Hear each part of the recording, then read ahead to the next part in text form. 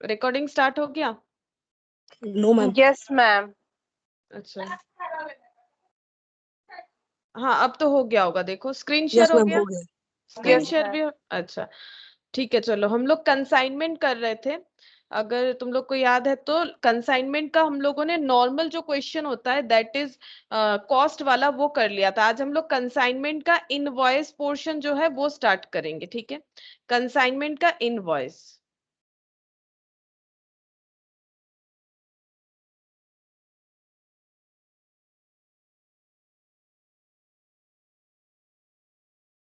अच्छा, इनवॉइस में देखो, इनवॉइस प्राइस ये क्या होता है? देखो इनवॉइस प्राइस यहाँ पर क्या होता है, अब जैसे मैंने कहा कि कंसाइनर कंसाइनी दो पार्टी होता है कंसाइनमेंट में, ठीक है? फिर से एक बार याद दिला देते हैं, कंसाइनर और कंसाइनी दो पार्टी होता है, पूरा नहीं बोलने वाले हम, ठीक है? पूरा बोलने का और तो कोई मतलब भी नहीं है। कंसाइनी, ठीक है? अब नॉर्मली कंसाइनर क्या करता है, अपना प्रोडक्ट जो है कंसाइनी को भेजता है कि तुम मेरे बिहाफ में बेचो और कमीशन ले लो, ठीक है? अब कंसाइनर क्या कर सकता है, अपने प्रोडक्ट में थोड़ा सा लोडिंग, लोडिंग यानी लोड यानी क्या होता है, प्रॉफिट, लोड यानी प्रॉफिट। मान लो 100 रुपए का प्रोडक्ट है, इसके पहले हम लोग जो पढ़ रहे थे उसमें था कि 100 रुपए का प्रोडक्ट वो कंसाइनी को 100 रुपए में ही भेज रहा है और बोल रहा है कि आप इसको 110 में बेच दो, ऐसा, ठीक है? ऐसा था। लेकिन अब देखो, अब यहाँ पर क्या होगा, मतलब कंसाइनी को पता था कि कंसाइनर 100 रुपए वाला प्रोडक्ट 110 में बेच रहा है, लेकिन अब क्या होगा, कंसाइनर क्या करेगा, 100 रुपए वाले प्रोडक्ट को 10 रुपए ऑलरेडी प्रॉफिट लगा के कंसाइनी को बोलेगा कि आप 110 में बेचो, ये भी बोल सकता है, या 120 में बेचो, ये भी बोल सकता है। इसका मतलब एक्चुअली कंसाइनर क्या चाहता है, कंसाइनर ये चाहता है कि कंसाइनी को पता ही ना चले कि एक्चुअली प्रोडक्ट का कॉस्ट कितना है। एक्चुअली तो प्रोडक्ट का कॉस्ट 100 है, लेकिन कंसाइनर जानबूझ के 10 रुपए एक्स्ट्रा, जिसको बोलते हैं लोडिंग, लोडिंग लगा के कंसाइनी को भेज रहा है। इसका रीजन, रीजन इतना ही है कि कंसाइनी को कैसे, कंसाइनी कैसे इनकम करता है, through consignment, through commission income करता है, ठीक है? कमीशन कैसे मिलता है, सेल प्राइस के ऊपर। हम लोगों ने तीन तरह का कमीशन पढ़ रखा है, एक है ऑर्डिनरी, एक होता है स्पेशल, में दो पार्ट होता है, डेल क्रेडियर और डेल क्रेडियर और ओवरराइडिंग कमीशन, ठीक है? तो कंसाइनी ये कंसाइनर ये चाहता है कि कंसाइनी को पता ना चले कि एक्चुअली 110 रुपए वाला प्रोडक्ट नहीं है, वो तो 100 रुपए वाला प्रोडक्ट है। और वो कंसाइनी को दो इंस्ट्रक्शन दे सकता है, आइदर ये बोल सकता है कि आप 110 में ही बेचो, उससे कंसाइनी को कोई लेना देना नहीं होना चाहिए, वो तो एजेंट है ना, उसे जितने में बेचने के लिए कहा जाएगा उसको उतने में ही बेचना पड़ेगा। वो उससे ज्यादा में बेच सकता है अपना एफर्ट लगा के, तो उसे ओवरराइडिंग कमीशन मिलेगा, बट उसका इससे कोई लेना देना नहीं होना चाहिए। कंसाइनर अगर बोलेगा 110 में बेचो तो उसको 110 में बेचना है, कंसाइनर अगर बोलेगा 120 में बेचो तो उसे 120 में बेचना पड़ेगा। अब मुझे बताओ, अगर यहां पर इस केस में प्रॉफिट कितना हो रहा था एक प्रोडक्ट बेच के, ये दोनों को पता था, कंसाइनर को भी पता है कि मेरा 10 रुपए का प्रॉफिट हो रहा है, कंसाइनी को भी पता है कि कंसाइनर को एक प्रोडक्ट पे 10 रुपए का प्रॉफिट हो रहा है। अगर ये 100 रुपीज, 100 पर यूनिट, मतलब एक यूनिट 100 रुपीज का था, उसे सेल कर दिए 110 में, तो कंसाइनर कंसाइनी दोनों को पता है कि प्रॉफिट 10 रुपए का है।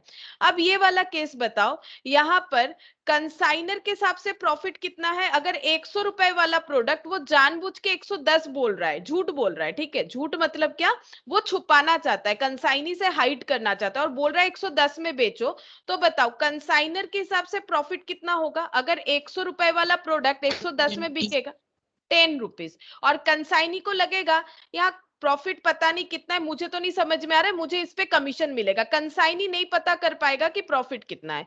लेकिन अगर कंसाइनर बोल रहा है कि 110 वाला प्रोडक्ट 120 में बेचो, तो कंसाइनर के हिसाब से प्रॉफिट कितना है और कंसाइनी के हिसाब से प्रॉफिट कितना है, बताओ?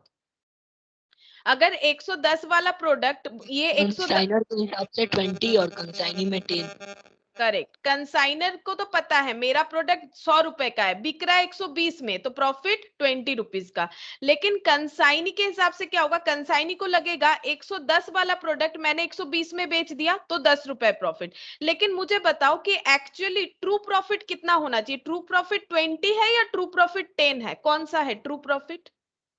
यहाँ तो ट्रू प्रॉफिट ही दिख रहा है, यहाँ कुछ हाइड किया ही नहीं 20। है। 20, ट्रू प्रॉफिट इज 20। अब देखो इसको हम क्या करेंगे, ट्रेडिंग फॉर्मेट में डालेंगे। तो देखो यहां पर हम लोगों ने गुड्स भेज दिया, उसका एंट्री होता है टू गुड्स सेंट, कितने में भेजा, 110 में भेजा, और कंसाइनी ने उसे सेल कर दिया, बाई कंसाइनी बोल के यहां पर लिखना पड़ता है सेल, कंसाइनी ने उसे बेच दिया सपोज 110 में, ठीक है। तो प्रॉफिट पता नहीं चलेगा कितना है, लेकिन ये कौन बना रहा है, कंसाइनमेंट अकाउंट, कंसाइनमेंट अकाउंट बना रहा है कंसाइनर, और कंसाइनर को तो पता है प्रॉफिट कितना है, 110 वाले में प्रॉफिट कितना था, 10 रुपए। तो यहां पर हम प्रॉफिट रिकॉर्ड कर लेते हैं, देखो प्रॉफिट रिकॉर्ड कर लिया मैंने 10, तो यहां पर हो जाएगा 120, तो इधर भी तो 120 होना चाहिए, तो इधर 10 कैसे लाए, तो मुझे ट्रू प्रॉफिट दिखाना है। तो इस वजह से जहां भी लोडिंग होगा, जहां भी लोडिंग होगा वहां हमें लोडिंग को एलिमिनेट करना पड़ेगा। तो एलिमिनेट कैसे किया जाता है, अकाउंट्स में एलिमिनेट करने का मतलब है डेबिट है तो क्रेडिट करो, क्रेडिट है तो डेबिट करो। तो ऑलरेडी क्रेडिट हो रखा है 10 रुपए, तो डेबिट करना पड़ेगा, तो लिखेंगे by goods sent on consignment, ठीक है। ये हो जाएगा गुड्स सेंट ऑन कंसाइनमेंट, ये हो जाएगा 10 रुपीज, ये लोडिंग, ठीक है, ये लोडिंग हो गया। अच्छा अब यहां पर नेक्स्ट पॉइंट देखो, फिर से हम यहां पर लिखते हैं to goods sent on consignment, good sent कितना है 110, और बेचा कितने में है कंसाइनी ने, सेकेंड वाला पॉइंट कर रहे, बेचा है 120 में, तो इस केस में प्रॉफिट कितना रिकॉर्ड होना चाहिए, प्रॉफिट रिकॉर्ड होना चाहिए 20 रुपीज, तो यहाँ पर प्रॉफिट रिकॉर्ड कर देते हैं, देखो प्रॉफिट हो गया 20 रुपीज, तो यहाँ पर 130, तो यहाँ पर कैसे 130 आएगा, तो ये लोडिंग, लोडिंग को लिखना पड़ेगा, लोडिंग इसमें कितना इंक्लूडेड है 110, लोडिंग का मतलब होता है जो एक्सेसिव प्राइस, जो जानबूझ के कंसाइनर कंसाइनी से अपना प्रॉफिट को हाइड करने के लिए लगाता है, उसे लोडिंग बोलते हैं। तो यहां पर लिखेंगे by goods sent on consignment, by goods sent on consignment, loading कितना है 10 रुपीज, देखो 130 हो जाएगा। तो बेसिकली हमें करना क्या है, इस तरह से जब हम लोग कंसाइनमेंट अकाउंट करेंगे, जहां जहां लोडिंग इंक्लूडेड है वहां लोडिंग एलिमिनेट करना है। पर्पस क्या है, पर्पस है ट्रू प्रॉफिट को आइडेंटिफाई करना, ठीक है। तो लोडिंग हमें एलिमिनेट करना पड़ेगा। अब लोडिंग कहाँ कहाँ रह सकता है, एक तो गुड्स जहां भेज रहे हैं उसमें लोडिंग रह सकता है, उसको एलिमिनेट किया। इसके अलावा अगर हमारा कोई क्लोजिंग स्टॉक रह जा रहा है, जैसे हमें पता है कि जरूरी नहीं है कि सारा का सारा स्टॉक जो है वो कंसाइनी बेच पाए, तो नहीं बेच पाएगा तो वो क्लोजिंग स्टॉक होगा, तो क्लोजिंग स्टॉक में भी लोडिंग लगा हुआ रहेगा, तो उस लोडिंग को भी हमें एलिमिनेट करना पड़ेगा। या फिर कोई एबनॉर्मल लॉस हो गया, उसमें भी अगर लोडिंग एडेड है, क्योंकि अगर हम लोग लोडिंग लगा के भेज रहे हैं तो लोडिंग तो एडेड होगा ही, तो हमें लोडिंग को क्या करना पड़ेगा, एलिमिनेट करना पड़ेगा। तो इस तरह से हमें लोडिंग जहां जहां रहेगा वहां एलिमिनेट करना पड़ेगा। लोडिंग कहां कहां रहेगा, ये देखो लोडिंग रहेगा हमारा गुड्स सेंट, इसी में पहले लोडिंग ऐड करते हैं, और इसी से अगर कुछ क्लोजिंग स्टॉक रह जाता है जो बेच नहीं पाते, इसमें लोडिंग रहेगा, और दूसरा रहेगा एबनॉर्मल लॉस, अगर कुछ हो रहा है उसमें लोडिंग रहेगा, ठीक है। और ये देखो ये तो कंसेप्ट था इनवॉइस का, क्यों हम लोग इस तरह से लिखते हैं। अब एक क्वेश्चन करते हैं तो समझ में आएगा और भी क्लियरली। ये देखो इलास्ट्रेशन 4, यहाँ पर क्या दिया हुआ है, देखो इलास्ट्रेशन 4 में Nike sports company of New Delhi consign 100 shoes to Adidas company of Ahmedabad costing 1500, ठीक है। तो देखो 1500 का कॉस्ट है, एक एक शूज का कॉस्टिंग है 1500, बट इनवॉइस्ड किया गया है, इनवॉइस्ड एट 2000 ईच, मतलब भेजा गया है 2000 में। तो मुझे बताओ कि कितना एक्स्ट्रा प्रॉफिट लगा दिया है, मतलब कितना लोडिंग एडेड है, 500। 500 लोडिंग एडेड है, 1500 का प्रोडक्ट को 2000 बोल के भेजा जा रहा है, ठीक है।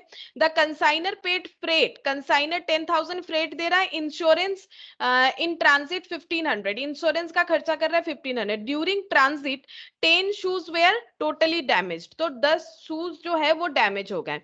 Adidas company took delivery of remaining shoes, तो 100 में से अगर 10 बर्बाद हो गया तो कितना डिलीवरी ले पाएगा एडिडास, क्योंकि नाइक जो है वो भेज रहा है, ठीक है। तो फिर एडिडास के पास कितना शूज रिसिप्ट हो सकता है, रिसिप्ट हो सकता है 100 में से अगर 10 शूज जल गए, मत जले नहीं सॉरी बर्बाद हो गए, पता नहीं कैसे जो भी हो, टोटली डैमेज, तो बताओ कितने उनके पास पहुंच सकते 90। हैं, 90। और यहाँ पर देखो बोल रहा है कि जब भी पहुंचा, वहां पर जब पहुंचा, ठीक है, कहां पर पहुंच रहा है अहमदाबाद में, तो वहां 1530 रुपीज खर्चा किया गया है ऑक्ट्रॉय ड्यूटी, ये टैक्स जैसा होता है। ऑक्ट्रॉय ड्यूटी पे किया है किसने? कंसाइनी ने। Adidas company sent a bank draft to Nike sports company for 50,000 as advance. ये इसका मैंने लॉजिक बताया था क्यों एडवांस भेजा जाता है, ताकि सिक्योरिटी डिपॉजिट हो जाए। ठीक है, सिक्योरिटी डिपॉजिट, क्योंकि इतने का जो प्रोडक्ट भेजा जा रहा है, हो सकता है एडिडास कंपनी ये प्रोडक्ट लेके भाग जाए, तो इस वजह से 50,000 का सिक्योरिटी डिपॉजिट किया गया है। और उसके बाद अकाउंट सेल्स भेजा इन लोगों ने, जहां पर सेल्स का डिटेल्स रहता है, showing that 80 shoes had been sold at the rate of 2200 each. जहां पर दिखाया गया है कि 80 शूज बिक गए, 100 में से 10 बेकार हो गए थे, 90 शूज बेचने लायक थे, उसमें से 80 बिक गए, तो कितना क्लोजिंग स्टॉक में रह गया? 100 में से 10, 8 हाँ 10 क्लोजिंग स्टॉक में रह गया। 80 shoes had been sold at 2200 each, तो बिका है कितने में? 2200 में। तो देखो 2000 का शूज 2200 में बिक गया। Expenses incurred by Adidas company on godown rent 2000, Adidas company ने गोडाउन रेंट का 2000 खर्चा किया है। Adidas company is entitled to a commission of 5% on invoice price, invoice price पे 5% कमीशन मिलेगा, and 25% on any surplus price realised over invoice price. Insurance claim was settled at 14,000।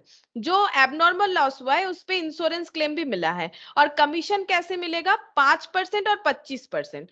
5% मिलेगा invoice price पे, 25% मिलेगा invoice से अगर हम लोग ज्यादा में बेचते हैं तो उस पे मिलेगा। इनवॉइस प्राइस था 2000, लेकिन इसने 2200 में बेच दिया, तो ज्यादा में बेचा है कि नहीं? बताओ, 2000 में बेचने का बात था, इनवॉइस प्राइस तो 2000 था ना, जबकि बेचा गया है 2000। 200, एक एक शूज में 200 करके एक्स्ट्रा रियलाइज्ड हुआ है।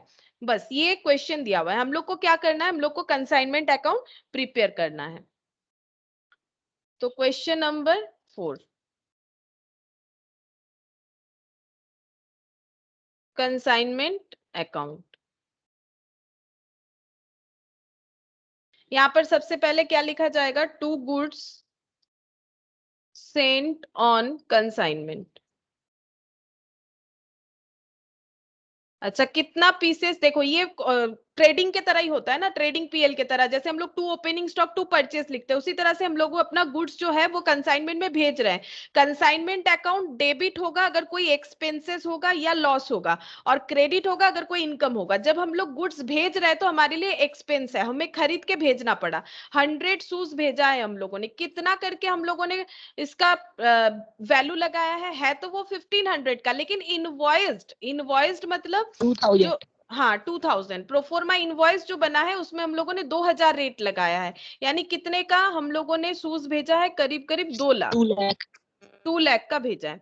अब इसमें इनवॉइस प्राइस है तो लोडिंग एलिमिनेट करेंगे, क्योंकि मैंने अभी तुम लोग को लॉजिक बताया क्यों लोडिंग एलिमिनेट करना है। तो लोडिंग को क्या लिखेंगे? इसी को रिवर्स एंट्री डालेंगे, जैसे मैंने कहा डेबिट को क्रेडिट करो, तो क्रेडिट होके रखा है तो डेबिट करना है। By goods sent on consignment, loading. ठीक है, लोडिंग कितना होगा? एक एक शूज में कितने लोडिंग लगे हुए? देखो 1500 था, उस पे 2000, यानी 500 का लोडिंग लगा हुआ है, तो यहां पर हो जाएगा 50,000, टोटल लोडिंग हो गया 50,000। अब नेक्स्ट क्या हुआ है? The consignor paid freight 10,000, insurance 1500। Consignor यानी नाइक स्पोर्ट्स, तो इन लोगों ने अपना खर्चा किया है इस प्रोडक्ट को अहमदाबाद पहुंचाने के लिए, तो कंसाइनमेंट डेबिट हो जाएगा, एक्सपेंस हुआ है। और पेमेंट क्या है? तो टू कैश या बैंक हम लोग लिख सकते हैं। दो खर्चा दिया है, एक तो फ्रेट है और दूसरा है फ्रेट और इंश्योरेंस, तो ये दोनों खर्चा किया गया है गुड्स को अहमदाबाद तक पहुंचाने के लिए। 10,000 और 1500, 10,000 और 1500, तो ये हो जाएगा 11,500। ठीक है, 11,500 हो गया। अच्छा, अब उसके बाद देखो इंफॉर्मेशन क्या है कि 10 शूज टोटली डैमेज, तो डैमेज होने से क्या होता है? लॉस है, लॉस होगा तो कंसाइनमेंट अकाउंट डेबिट। तो यहाँ पर क्या लिखेंगे? कंसाइनमेंट में लॉस हुआ है तो नॉर्मली लॉस क्या होता है? लॉस, ये देखो लॉस तो डेबिट होता है, लेकिन कंसाइनमेंट इस बार क्रेडिट होगा। क्यों होगा? क्योंकि लॉस मेरा डेबिट होता है, तो बाई एबनॉर्मल लॉस लिखेंगे ना, यहाँ पर लिखेंगे बाई एबनॉर्मल लॉस, ठीक है। और कंसाइनमेंट क्रेडिट क्यों हो रहा है? क्योंकि मेरा स्टॉक जो है वो मेरा मतलब जितना डेबिट हुआ था उससे थोड़ा कम हो जा रहा है, क्योंकि बेचने से मेरा स्टॉक क्रेडिट हो सकता है, क्योंकि स्टॉक जो है what comes in debit what goes out is credit. तो ये जब हमारा स्टॉक जा रहा है तो गोज आउट है, तो उसी तरह से जब हमारा स्टॉक जल जाएगा तो वो भी कम हो जाएगा, तो एबनॉर्मल लॉस डेबिट हो जाएगा टू कंसाइनमेंट। अब यहाँ पर हमें चेक करना पड़ेगा कि कितना हो रहा है वैल्यू, लॉस इन ट्रांजिट, कितना स्टॉक लॉस हुआ है वो हमें कैलकुलेट करना पड़ेगा, ठीक है। अच्छा, उसके बाद और क्या है देखते हैं, इसका तो कैलकुलेशन करेंगे। Adidas company took delivery the remaining and paid 1530 for octroi duty. अच्छा, तो यहाँ पर एडिडास एंड कंपनी ने खर्चा किया है, तो उसने अपने पॉकेट से खर्चा किया है और कंसाइनर को देना पड़ेगा ये खर्चा, तो इस किसको ड्यू करेंगे? कंसाइनी को, कि उसको मुझे ये पैसा देना पड़ेगा, क्योंकि ये पैसा कंसाइनी कंसाइनर के बिहाफ में खर्चा कर रहा है। तो एडिडास कंपनी, तो यहां पर लिखेंगे ऑक्ट्रॉय ड्यूटी, ये रिम्बर्स करना पड़ता है, ठीक है। ऑक्ट्रॉय ड्यूटी है 1530। अच्छा, ऑक्ट्रॉय ड्यूटी के बाद यहाँ पर है 50,000 एडवांस। इसका एंट्री क्या होता है? एडवांस देने से एंट्री क्या होता है बताओ? ये यहाँ पर कभी नहीं आता। एडवांस देने से एंट्री क्या होगा? कंसाइनर बोलेगा मेरे पास 50,000 आया, बैंक अकाउंट डेबिट, किसने दिया? कंसाइनर ने दिया, bank account debit to Adidas and company, तो ये तो यहाँ पर नहीं आएगा, ये तो कंसाइनमेंट अकाउंट है ना। हाँ, अच्छा, उसके बाद देखो सेल हुआ है 80 शूज 2200 करके, तो सेल हुआ है तो नॉर्मली बाई सेल लिखा जाता है, लेकिन ये सेल तो हम लोग खुद नहीं कर रहे हैं, नाइक कंपनी खुद नहीं कर रहा है, एडिडास कंपनी कर रहा है उसके बिहाफ में। वो एडिडास से अपना सेल वाला पैसा ले लेगी, तो बाई सेल तो लिख नहीं सकती है, लिखेगी बाई एडिडास एंड कंपनी। इसमें लॉजिक क्या था? लॉजिक ये है, जब जब कंसाइनर से कंसाइनी से पैसा मिलेगा उसे डेबिट करो, जब कंसाइनी को पैसा देना पड़ेगा उसे क्रेडिट करो, ठीक है। तो Adidas and company sale proceeds कितना हो जाएगा? 80 इंटू 2200, तो कितना हो जाएगा? 1,76,000, ये हो गया, ठीक है। अच्छा, उसके बाद यहाँ पर देखो गोडाउन रेंट भी इन लोगों ने खर्चा किया है 2000, तो यहाँ पर लिखेंगे गोडाउन रेंट, गोडाउन रेंट ये हो जाएगा 2000। एडिडास कंपनी को ये भी देना पड़ेगा, क्योंकि इन लोगों के लिए ये लोग ये खर्चा करें ताकि सेल कर पाए। अब कमीशन का कैलकुलेशन लिखना पड़ेगा। अच्छा, कमीशन, तो यहाँ पर कमीशन ये भी रिम्बर्स करना पड़ेगा, कमीशन यहाँ कैलकुलेट करके लिखेंगे। अच्छा, यहाँ पर ये प्लेस छोड़ देते हैं, यहाँ पर वर्किंग नोट करते हैं। देखो वर्किंग नोट, वर्किंग नोट 1 पहले हम लोग निकाल लेते हैं, closing stock on consignment, closing stock on consignment. तो कैसे होगा देखो, goods sent on consignment, unit, और यहां पर लिखते हैं कॉस्ट, कॉस्ट में ही करेंगे, कितना सारा 100 शूज, कॉस्ट कितना करके है 1500, तो ये कितना हो जाएगा 1,50,000। ऐड किया जाता है ऑल एक्सपेंसेस ऑफ कंसाइनर, ठीक है, all expenses of consignor, all expenses of consignor 10,000 and 1,500, कितना हो जाएगा यहाँ पर 11,500, ठीक है। ऑल एक्सपेंसेस ऑफ कंसाइनर मैंने लिख दिया, तो ये 100 यूनिट का वैल्यू कितना हो गया 1 लाख, ये ठीक किया मैंने add 1,61,500, cost, total cost of goods Saint, ठीक है, इतना कॉस्ट होगा गुड्स सेंट का। अच्छा, उसके बाद यहाँ पर क्या करना पड़ेगा, यहाँ पर हम लोग लेस कर देंगे goods lost in transit, transit में लॉस्ट हुआ है कितना यूनिट 10 यूनिट। अब इसका वैल्यूएशन कैसे कर रहे थे हम लोग, देखो 100 यूनिट का वैल्यू अगर अभी 1,61,500 है, तो 10 यूनिट्स का वैल्यू कितना होगा, तो 10 यूनिट्स का वैल्यू कितना हो जाएगा 16,150, ठीक है। तो बचा कितना 90, और यहाँ पर 1,45,350 होगा। इसे क्या बोलेंगे, इसे बोलेंगे गुड्स रिसीव्ड बाय कंसाइनी।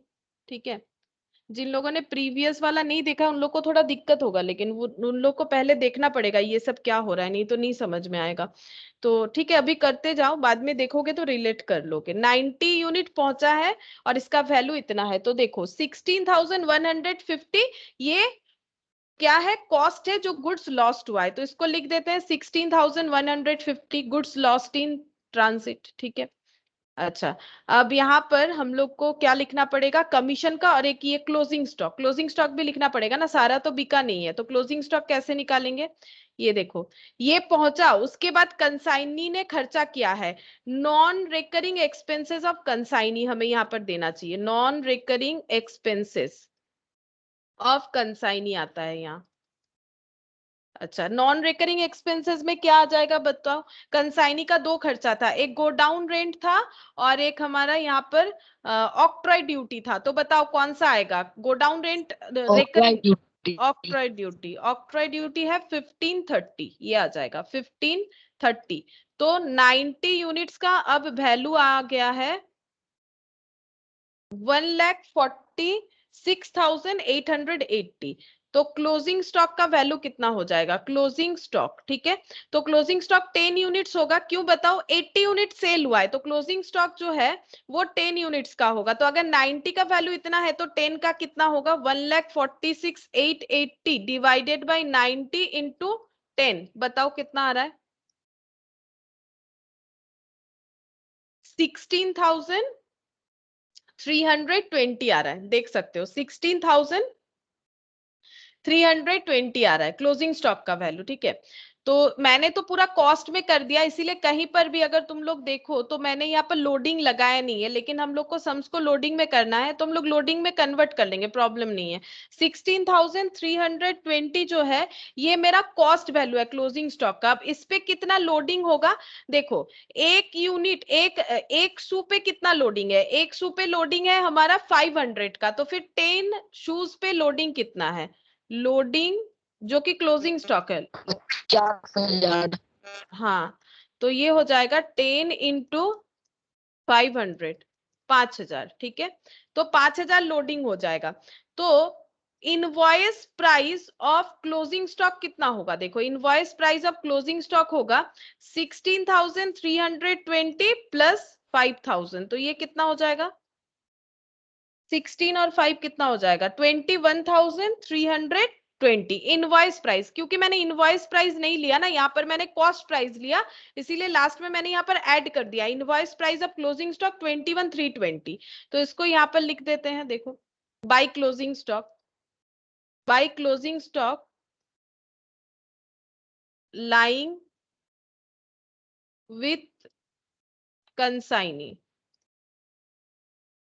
यहाँ पर हो जाएगा 21,320। और यहां पर क्योंकि मैंने क्लोजिंग स्टॉक में देखो क्या ऐड कर दिया, क्योंकि मेरा इनवॉइस का सम्स है ना, तो मुझे लोडिंग ऐड करना चाहिए, इसमें भी कर सकते हैं, इसमें भी कर देना चाहिए, ठीक है, इसमें भी कर देना चाहिए। 10 यूनिट्स में कितना लोडिंग होगा, जो गुड्स लॉस्ट इन ट्रांजिट है वहां पर भी 10 यूनिट्स में 5,000 ही लोडिंग होगा, तो इसका वैल्यू कितना हो जाना चाहिए, 16,150। इसका इनवॉइस प्राइस कितना होगा, यहाँ पर लिख लेते हैं, 16,150 प्लस 5,000 कितना हो जाएगा, 21,150। जो गुड्स लॉस्ट हुआ उसका इनवॉइस प्राइस इतना होगा, क्योंकि 10 यूनिट्स का भी तो लोडिंग उतना ही है, 500 करके 5,000, तो 21,150। तो देखो ऐसे हम लोग लिख सकते हैं, इसको ठीक कर लेते हैं, देखो ये ऐसे ही लिखना चाहिए, 21,150, 21,150। और मैंने कहा क्या कहा, जहां जहां लोडिंग होगा लोडिंग एलिमिनेट करना पड़ेगा। तो देखो अगर इधर लोडिंग हो रहा है तो इधर एलिमिनेट हो रहा है, तो यहाँ लोडिंग है तो इधर एलिमिनेट होगा, तो यहाँ पर लिखेंगे to abnormal stock, to abnormal loss, यहाँ पर लिखेंगे लोडिंग, कितना है लोडिंग, 5,000। अच्छा, यहाँ पर भी लिखेंगे टू क्लोजिंग स्टॉक लोडिंग, सिर्फ ऑपोजिट में रिवर्स एंट्री करना है, यहाँ भी लोडिंग हमारा 5,000 आ रहा है, बस और तो कुछ नहीं है। कमीशन हमें कैलकुलेट करना पड़ेगा, तो कमीशन का वर्किंग नोट देखो क्या होगा, कमीशन का वर्किंग नोट यहाँ हो जाएगा, ये देखो यहाँ पर करके दिखाते हैं, कमीशन कमीशन कैसे पे किया जाएगा? देखो कमीशन में बोला गया है कि 5% ऑन इनवॉइस प्राइस। कितना शूज बिक गया है? 80। तो 80 शूज का इनवॉइस प्राइस कितना था? 2000 करके। 80 शूज का इनवॉइस प्राइस था 2000, तो कितना हो जाएगा? 80 इंटू 2000 हो जाएगा 1,60,000। ठीक है, इसके ऊपर कितना मिलना चाहिए था? 5%। ये क्वेश्चन बता रहा है, देखो 5% ऑन इनवॉइस प्राइस, तो 5% इंटू 1,60,000 कितना होता है? 5% इंटू 1,60,000 कितना होता है? 8,000 होता है। ठीक है, 8,000। 8,000। और हमें बोला गया है कि अगर कोई भी शूज पे, अगर एक एक शूज पे हम लोग एक्स्ट्रा कुछ भी रियलाइज कर रहे हैं तो उस पे 25%, तो हर एक शूज पे एक्स्ट्रा 200 रियलाइज हो रहा है। तो 80 शूज पे 200 करके एक्स्ट्रा कितना? 16,000। ठीक है, हाँ, 16,000। इस पे 25% मिलेगा, तो कितना होता है 25%? 5% 8,000 होता है, 25% कितना हो जाएगा? 1/4 हो जाएगा ना, तो 4,000 हो जाएगा। ये 1/4 हो रहा है 25% मतलब, तो 8,000 और 4,000 कितना हो गया? 12,000। ठीक है, तो ये देखो कमीशन इस तरह से कैलकुलेट होना चाहिए, तो कमीशन हो जाएगा 12,000। बस, और कुछ नहीं था। अब इसका टोटल करो और देखो कितना प्रॉफिट या लॉस क्या आ रहा है। तो 50,000 इसका टोटल करो तो। मैंने मेरा कैलकुलेटर उस रूम में रह गया, लैपटॉप चेंज किया मैंने। एक बार बताओ इसका कितना हो रहा है? 50, 21, 150,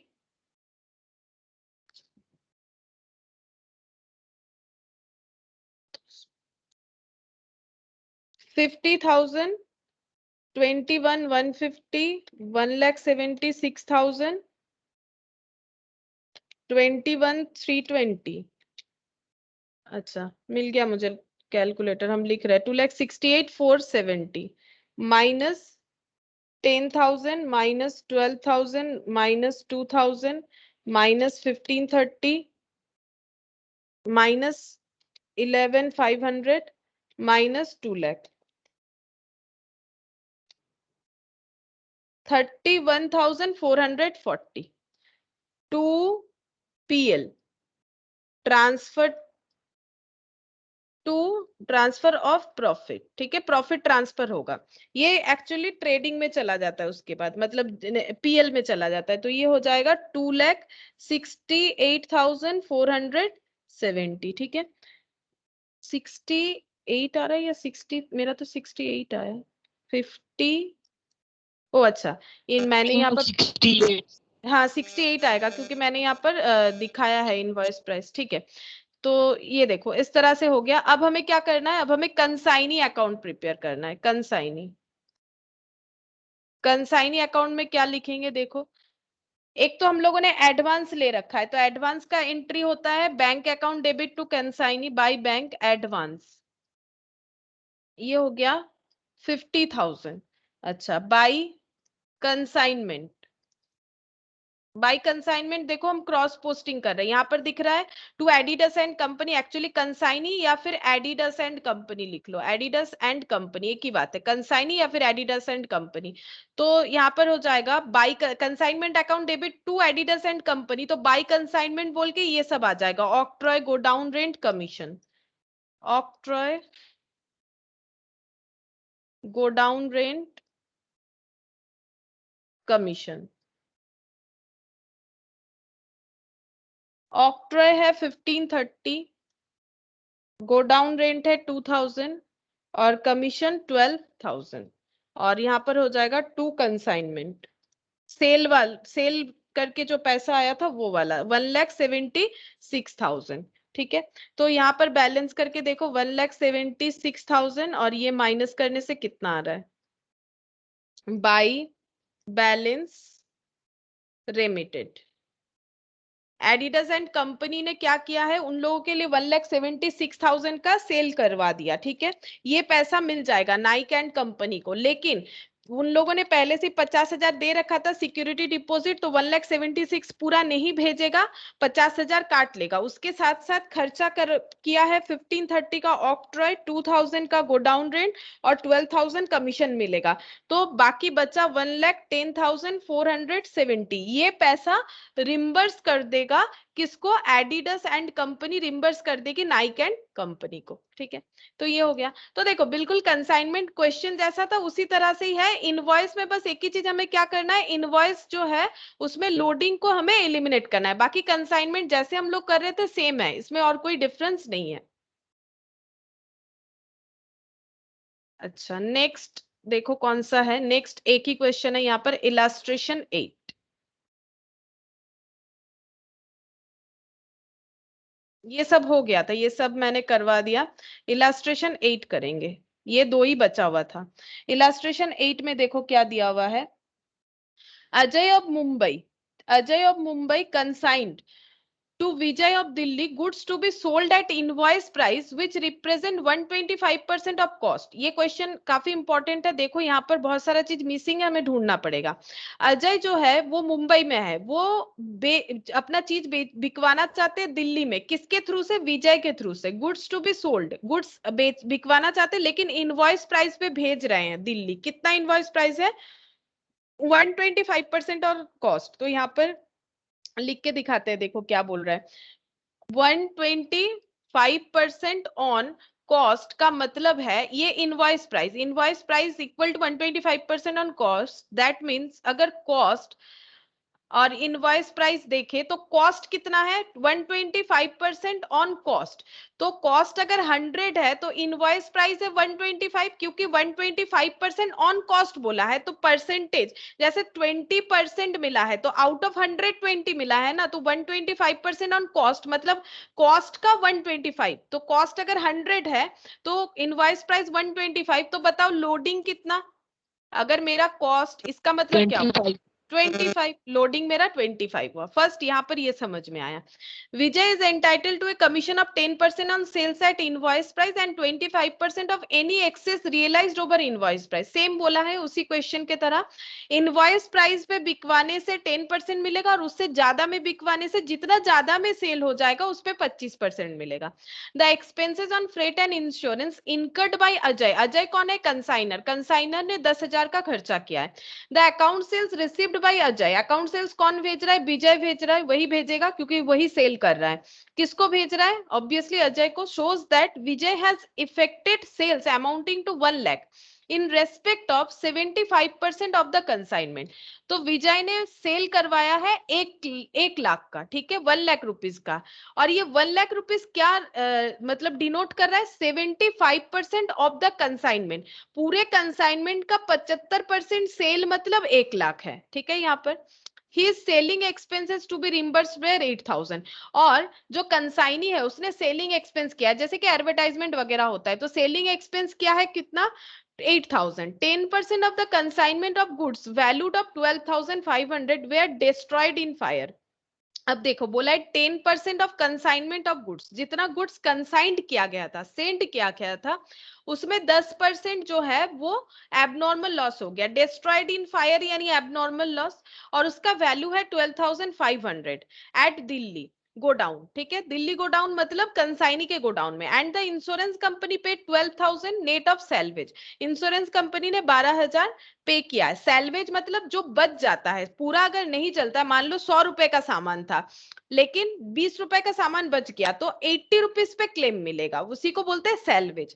विजय remitted the balance in favour of Ajay, मतलब सेल करवाने के बाद अपना कमीशन वगैरह रखने के बाद अपना एडवर्टाइजमेंट का खर्चा जो इसने किया है उसका प्रोडक्ट बिकवाने के लिए अजय का, वो सब खर्चा मतलब काट लेने के बाद जो बच रहा है वो रिम्बर्स कर दिया जाएगा। हमें कंसाइनमेंट अकाउंट प्रिपेयर करने बोला है। लेकिन इस क्वेश्चन में जो मेन प्रॉब्लम है कि यहाँ पर हमें डायरेक्टली बताया ही नहीं है कि कितना गुड्स भेजा गया है दिल्ली। लेकिन एक पॉइंट बताए, 10% of consignment of goods value 12,500 were destroyed in fire. तो फायर लग के जो गुड्स डिस्ट्रॉय हो गया है वो है 10% ऑफ कंसाइनमेंट ऑफ गुड्स। तो देखो यहाँ पर इस तरह से हम लोग करेंगे, 10% goods lost by fire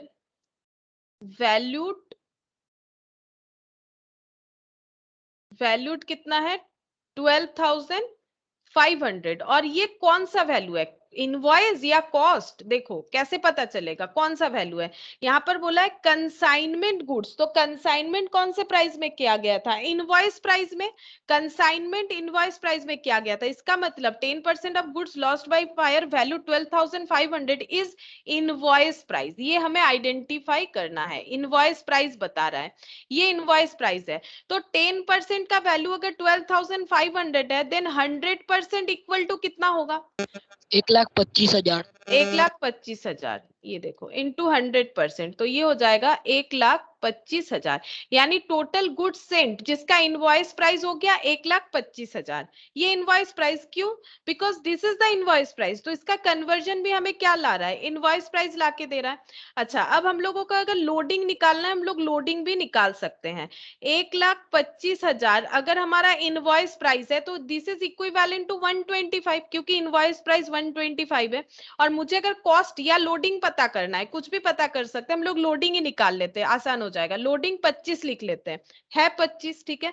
तो बताओ यहाँ पर लोडिंग कितना आ जाएगा, अगर 25 लिखेंगे तो हमें लोडिंग मिल जाएगा ना, तो लोडिंग कितना हो जाएगा, ये 25,000 हो जाएगा। टोटल इस पे लोडिंग कितना हो गया, 25,000 का लोडिंग हो गया, ठीक है। ये हम लोगों ने कैलकुलेट किया। अच्छा, यहां से हम लोग को ये पता चल गया टोटल कितना गुड्स जो है वो सेंड किया गया था। तो यहाँ पर हम लोग क्वेश्चन को करना स्टार्ट करते हैं, कंसाइनमेंट अकाउंट लिखते हैं। इस पेज को छोड़ देते हैं, इसमें वर्किंग करना पड़ेगा। यहाँ पर लिखते हैं कंसाइनमेंट अकाउंट।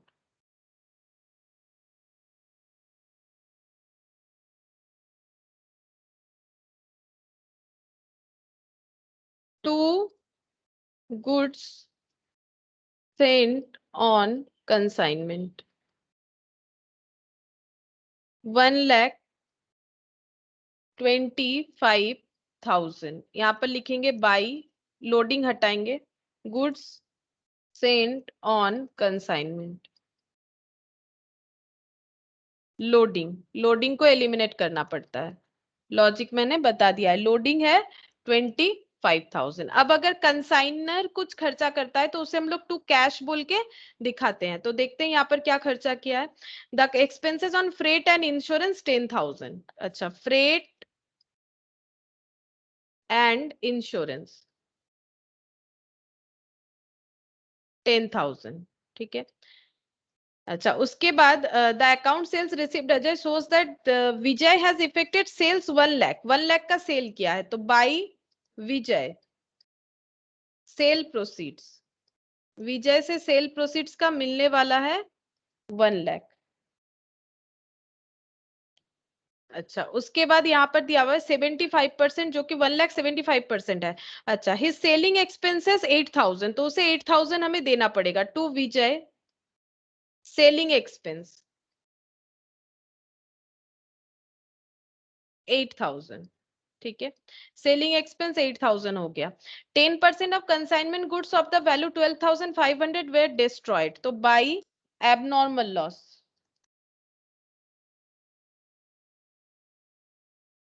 एबनॉर्मल लॉस कितना हो जाएगा, 12,500। अब इसमें लोडिंग है, लोडिंग को एलिमिनेट करना पड़ेगा। अच्छा, यहाँ पर कमीशन भी लिखेंगे, कमीशन देखना पड़ेगा कितना हो रहा है। अच्छा, उसके बाद यहाँ पर टू एबनॉर्मल लॉस, यहाँ पर लिखना पड़ेगा लोडिंग। एबनॉर्मल लॉस का हम लोग लोडिंग निकालेंगे यहाँ पर। अच्छा, सॉरी। अच्छा, यहाँ पर देखो एबनॉर्मल लॉस का लोडिंग, उसके बाद गोडाउन एंड इंश्योरेंस कंपनी पे, ये तो इंश्योरेंस कंपनी ने दिया है, ये मिलेगा अजय को, ठीक है। विजय रेमिटेड। अच्छा, अब और तो कुछ नहीं है, अब हम लोगों को वैल्यूएशन वगैरह करना पड़ेगा, क्लोजिंग स्टॉक, कमीशन, ये सब का, ठीक है। तो पहले हम लोग यहाँ पर लोडिंग निकाल लेते हैं, जो स्टॉक डिस्ट्रॉयड बाय फायर है उसका, तो 12,500। अच्छा, पहले यहाँ पर लिखते हैं मैम 2500। 2500। Yes ma'am. कैसे 2500 क्यों आएगा, 2500 नहीं आएगा, कुछ गलत हो रहा है देखो। 10% वैसे करने से नहीं आएगा, 25 करने से। ये देखो, कॉस्ट ऑफ गुड्स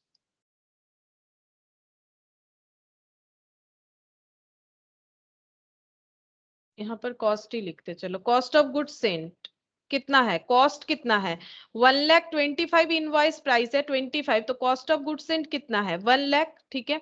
अच्छा अब इसमें ऐड करेंगे कंसाइनर्स एक्सपेंस, कंसाइनर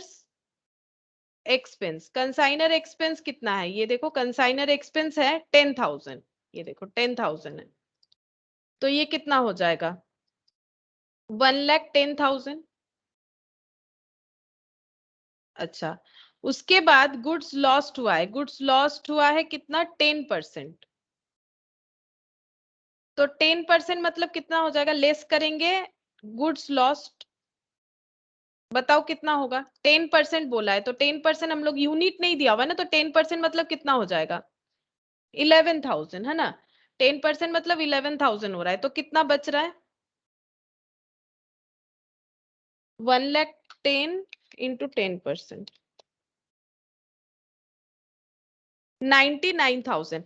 अब 11,000 गुड्स लॉस्ट है जो कि कॉस्ट है, क्योंकि मैंने ये कॉस्ट में लिया है, देखो ये मैंने कॉस्ट में लिया है, और उसका हमारा ये आया था, क्या बोलते हैं उसे, इनवॉइस प्राइस आया था 12,500, क्वेश्चन में गिवन था। तो बताओ फिर लोडिंग कितना हो रहा है, इसका लोडिंग हम यहाँ पर लिख देते हैं, ये लोडिंग कितना हो जाएगा, यहाँ पर 12,500 बता रखा था इनवॉइस प्राइस, 1500। हाँ 1,500 होगा, तो यहाँ पर 1,500 एलिमिनेट करना पड़ेगा, 1,500, ठीक है, इस तरह से होगा ना, 2,500 गलत आ रहा था। अच्छा ये हो गया, अब हम लोग को कैलकुलेट करना पड़ेगा क्लोजिंग स्टॉक, उसको भी कैलकुलेट कर लेते हैं, क्लोजिंग स्टॉक में कितना होगा, ये इतना स्टॉक जो है वो पहुंचा था कंसाइनी के पास सेल होने के लिए, लेकिन कितना उसमें से सेल हुआ 75%, और बाकी जो है वो बच गया, ठीक है, 75%, 1 लाख जो है वो 75% रिप्रेजेंट कर रहा है, ऐसे बताया गया है। अच्छा तो अगर 100% में 10% लॉस हो गया तो बचा कितना 90%, और 90% में अगर 75% सेल हो गया तो कितना क्लोजिंग स्टॉक होगा, ये देखो क्लोजिंग स्टॉक कैसे निकाले, यहां से दिखाते हैं, देखो क्लोजिंग स्टॉक, क्लोजिंग स्टॉक कैसे होगा, 100% स्टॉक भेजा गया था उसमें 10% जल गया और 75% सेल हो गया, तो क्लोजिंग स्टॉक कितना परसेंट हो रहा है, इसे माइनस करेंगे। और यहाँ पर कंसाइनी का खर्चा मैंने क्यों नहीं ऐड किया, क्योंकि यहाँ पर रेकरिंग खर्चा था, सेलिंग कमीशन, इसीलिए मैंने नहीं दिखाया, वो तो नॉन रेकरिंग ऐड होता है ना, तो कंसाइनी वाला पॉइंट तो यहाँ से हट ही गया। तो बताओ यहाँ पर क्लोजिंग स्टॉक कितना परसेंट होगा, 70 और 75 और 10 कितना हो गया, इतना लॉस हुआ था 15%। 15%, तो ये 15% होगा, ठीक है, 15% हमें देखना पड़ेगा कितना होगा। अच्छा 15% क्लोजिंग स्टॉक होगा, तो 99,000 का 15% कितना होता है 14,850, 14,850 होता है, ठीक है, 14,850, और इसका हमें इन ये भी रिजर्व भी निकालना पड़ेगा, ठीक है, 15%। अच्छा इनवॉइस भी निकालते हैं, इनवॉइस रेट जो हो है वो कितना होगा,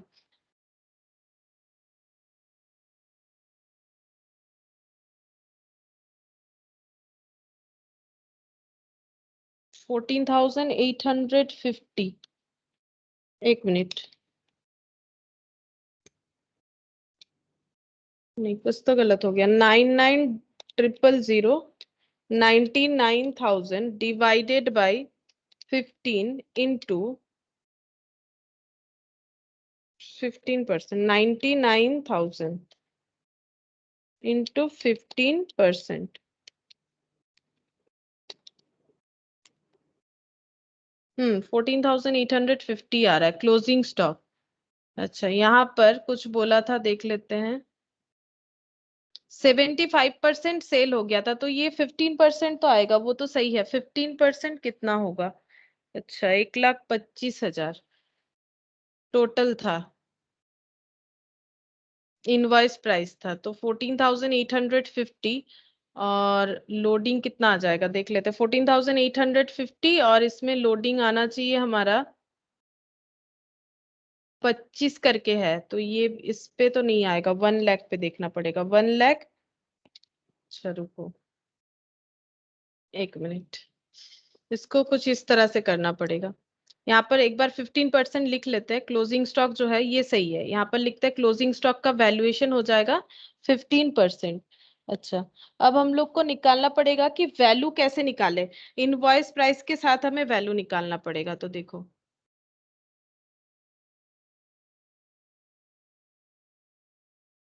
1,25,000 है 100% का वैल्यू, 1,25,000। ठीक है, इनवॉइस प्राइस सिर्फ कॉस्ट पे मतलब स्टॉक के वैल्यू पे होता है, इस पे तो नहीं होगा ना, तो इस पे इनवॉइस नहीं कैलकुलेट कर पाएंगे।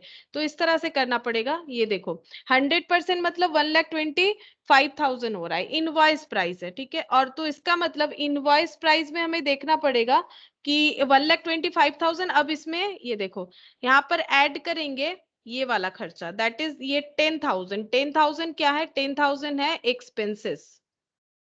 तो यहाँ पर कितना हो जाएगा, 1,35,000। तो इनवॉइस वैल्यू इतना हो रहा है, 100% का इनवॉइस वैल्यू। मतलब जो मैंने यहाँ पर 1,10,000 किया है ना, ये कॉस्ट के बेसिस पे किया। अगर हम लोग इनवॉइस बेसिस पे करते हैं तो ये 1,35,000 आएगा। और इसका 15% जो है वो मेरा होना चाहिए क्लोजिंग स्टॉक। ठीक है, इसका 15% मेरा क्लोजिंग स्टॉक होना चाहिए। तो 1,35,000 का 15% देखते हैं कितना होता है। ये हो जाएगा 20,250। ये मेरा क्लोजिंग स्टॉक हो जाएगा 20,250। और इसमें लोडिंग कैसे निकाले, इसमें लोडिंग कैसे निकालेंगे, ये देखो टोटल लोडिंग है कितना, टोटल लोडिंग है 25,000। ये देखो टोटल लोडिंग कितना है 25,000। 25,000 का कितना हम लोग को यहाँ चाहिए, 15% चाहिए, क्योंकि 15% मेरा क्लोजिंग स्टॉक है। तो 25,000 इंटू 15%, तो ये हो जाएगा 3,750। 3,750 मेरा लोडिंग आएगा। ठीक है, और ये इनवॉइस प्राइस हो जाएगा। यहाँ पर ये इसीलिए नहीं आ रहा था, इसका 15% करने से प्रॉब्लम ये हो रहा है कि ये 10,000 जो एडिशन हुआ है ना, वो तो 1,25,000 पे हुआ है, इसीलिए नहीं आ रहा है। यहाँ पर 1,00,000 प्लस 10,000 और गुड्स लॉस्ट करने के बाद ये बचा 99,000। तो अगर हम लोग इस पे 15% करेंगे तो ये आना पॉसिबल नहीं है, क्योंकि हम लोग को इनवॉइस प्राइस चाहिए और उसके साथ हम लोग लोडिंग माइनस करेंगे। यहाँ पर ऐसे करके आना तो चाहिए था, बट देखते हैं एक मिनट। 1,00,000 प्लस 10,000, अच्छा इसमें 11,000 ये मेरा लेस हो जाएगा, तो ये हो गया 99,000। इस पे अगर 15% करते तो 14,850 आ जाता है कॉस्ट, जबकि मेरा कॉस्ट यहाँ पर कितना आ रहा है, इन दोनों का डिफरेंस आना चाहिए। देखते कितना आ रहा है, 20,250 माइनस 3,750, कॉस्ट आ रहा है 16,500। और यहाँ पर करने से आ जा रहा है 99,000 इंटू 15%, यहाँ पर आ जा रहा है 14,850। ये डिफरेंस आ जा रहा है 16,500, 1,650 का डिफरेंस आ जा रहा है। ऐसे क्यों हो रहा है, 1,650 का डिफरेंस कैसे आ जा रहा है, 1,00,000 और इसमें 10,000 एक्सपेंसेस मैंने इनकट कर दिया, गुड्स लॉस्ट 11, ये तो पूरा कॉस्ट में ही हम कर रहे हैं। तो यहाँ पर क्लोजिंग स्टॉक का कॉस्ट इतना आ जा रहा है। रेकरिंग एक्सपेंस तो है ही नहीं, नॉन रेकरिंग है ही नहीं, सारा रेकरिंग एक्सपेंस है। तो यहाँ पर लोडिंग 1,500 हुआ, इसमें तो आ जा रहा है क्लोजिंग स्टॉक। इसका 15% करने से क्यों नहीं आएगा, यहाँ पर 1,25,000 अगर हम लोग इनवॉइस प्राइस लेते हैं उस पे 10,000, 1,35,000, इसका 15%, यानी मेरा 16,500 आना चाहिए। 16,500, ये क्यों नहीं आ रहा है 16,500, 16,500, 16,500 डिवाइडेड बाई 15 इंटू 100, तो ये मेरा 1,10,000 पे आना चाहिए। 1,10,000 पे करने से आएगा। हम्म, अच्छा ये यहाँ पर भी होगा, देखो यहाँ पर क्यों नहीं हो रहा था, गलती कहाँ पर कर रहे थे, यहाँ पर भी होना चाहिए था। ये देखो 15% जो मेरा क्लोजिंग स्टॉक का वैल्यू होगा वो तो टोटल स्टॉक का 15% होगा ना। मेरा टोटल स्टॉक कितना है, ये मेरा 100% है। ठीक है, ये दोनों मिला के मेरा 100% है। तो यहाँ से 10% लॉस हो गया तो बचा ये 90%। तो अगर 90% ये है तो हम लोग इस तरह से कर सकते हैं ना, मेरा टोटल स्टॉक 100% का वैल्यू है 1,10,000, तो 15% का वैल्यू कितना होगा, तो 1,10,000 इंटू 15% करके देखो 16,500 आएगा। हम लोग इस पे तो नहीं कर सकते ना, ये तो 90% का वैल्यू बता रहा है।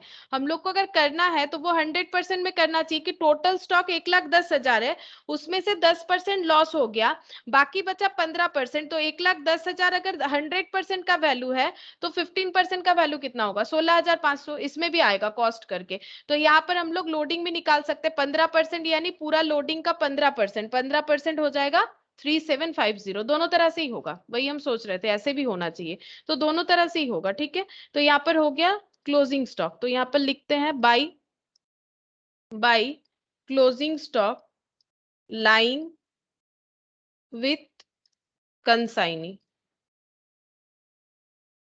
20,250 और टू क्लोजिंग स्टॉक लोडिंग हो गया 3,750 और बस कमीशन कैलकुलेट करना पड़ेगा, तो कमीशन निकालते हैं। कमीशन यहाँ पर कहा गया था, देखो 10% on sales at invoice price. अच्छा, 10% on sales at invoice price, तो टोटल कितना था, 1,25,000 का था। उसमें से हम लोगों ने कितना सेल किया, 1,25,000, और इस पे हमें देना है, नहीं कितना सेल हुआ है, 1,00,000 का सेल हुआ है। एक मिनट देखो, 1,00,000 का सेल हुआ है। 1,00,000 जो है वो 75% सेल ये समझा रहा है, 1,00,000 जो है वो 75% सेल बता रहा है। ठीक है, तो 1,25,000 का 75% सेल हुआ है टोटल। यहाँ पर बता रहा है कि 75% सेल हुआ है, तो टोटल प्रोडक्ट 1,25,000 का भेजा गया था, उसका 75% सेल हुआ है, यानी सेल कितना हुआ है 93,750 इनवॉइस प्राइस के हिसाब से, और इस पे 10% मिलना चाहिए। ये देखो टोटल सेल हुआ है 75%, तो 1,25,000 था, उसका 75% इनवॉइस प्राइस के हिसाब से, इनवॉइस प्राइस सेल, ठीक है, इनवॉइस प्राइस के हिसाब से सेल हुआ है 93,750 और इस पे 10% यानी मिलेगा 93,750। 9,375। और एक्स्ट्रा हम लोगों ने ये सेल 1,00,000 में किया हुआ है, देखो 75% सेल 1,00,000 में किया है, जबकि ये 93,750 में होना चाहिए था, तो एक्स्ट्रा एक्स्ट्रा कितना हो रहा है 6,250, माइनस करके देखो 6,250, और मैम एक्स्ट्रा पे आपका आवाज कट के आ रहा है मैम। कट जा रहा है। हेलो, नो ठीक आ रहा है मैम ठीक आ रहा है, आवाज कट के आ रहा है। भाई तो फिर रिमूव कर मैम रिमूव कभी कभी सडनली कट रहा है फिर सही हो जा रहा है। अच्छा, तो एक जिन लोग को ज्यादा प्रॉब्लम हो रहा है एक बार रीजॉइन कर लो, अगर ज्यादा प्रॉब्लम हो रहा है तो शायद हो सकता है कि नेटवर्क इशू है। ठीक है, मतलब मेरा भी हो सकता है, तुम लोग का भी हो सकता है, लेकिन मेरा आवाज क्योंकि मैक्सिमम लोगों को ठीक से आ रहा है, तो एक बार रीजॉइन करके देख सकते हो, एक बार रीजॉइन करो, सही हो जाएगा।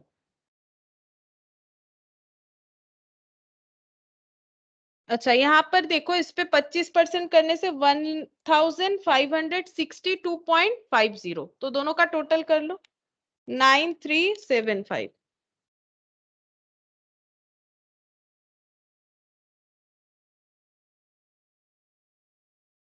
9,375 9,375 आ रहा है, सॉरी 9,375 क्यों लिख दिया मैंने, अच्छा ये कैलकुलेटर में लिखा हुआ था, इसको गलती से लिख दिया, ये तो है ही मैम अभी 10। भी कट रहा है। हेलो, हाँ मैम अभी भी कट रहा है। अच्छा, तब बाकी लोगों को क्लियर आ रहा है, क्योंकि मुझे यस लगता मैम। है, हाँ यस मैम। हाँ, तो मुझे लग रहा है आयुष तुम्हारा नेटवर्क इशू हो सकता है, तुम्हारा आवाज भी मुझे थोड़ा कट कट के आ रहा है, शायद नेटवर्क देखो थोड़ा सा अप एंड डाउन होगा, इस वजह से हो रहा है।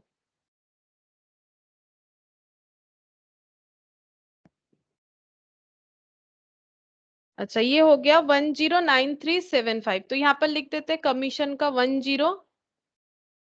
10,93,750, ठीक है। अच्छा, अब इसका ऐड कर लो, ऐड करके देखो कितना आता है।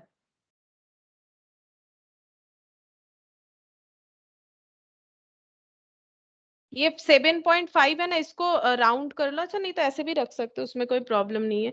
प्लस ये दोनों मिला के 18,000 प्लस 1,25,000। अच्छा, उसके बाद 1500 और 3750, तो ये हो गया 1,59,187.5, 159,187.5, और इधर हो जाएगा -25,000, -1 lakh, -12,500, -2250।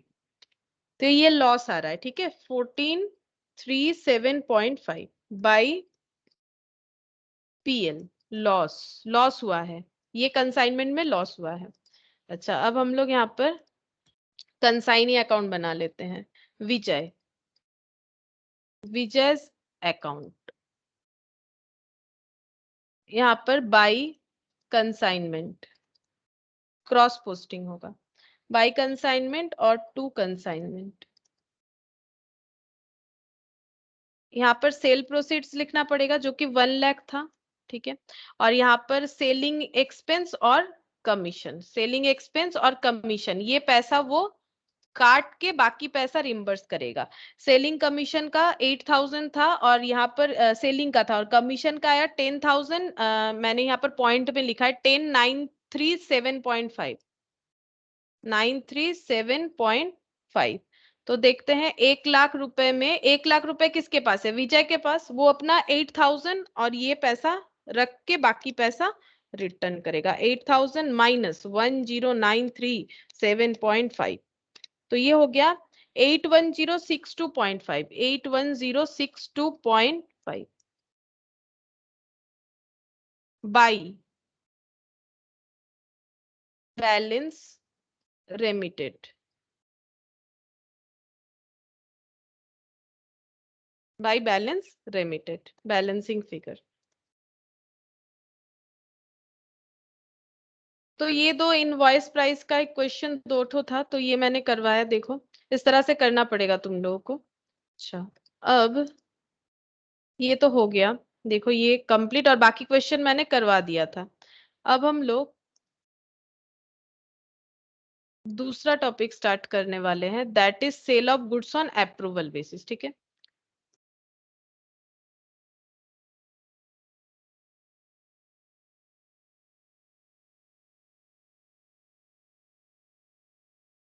Cell of goods on approval basis,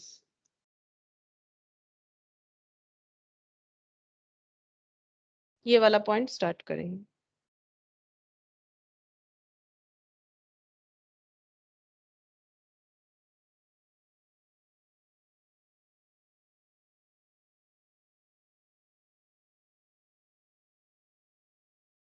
अच्छा, देखो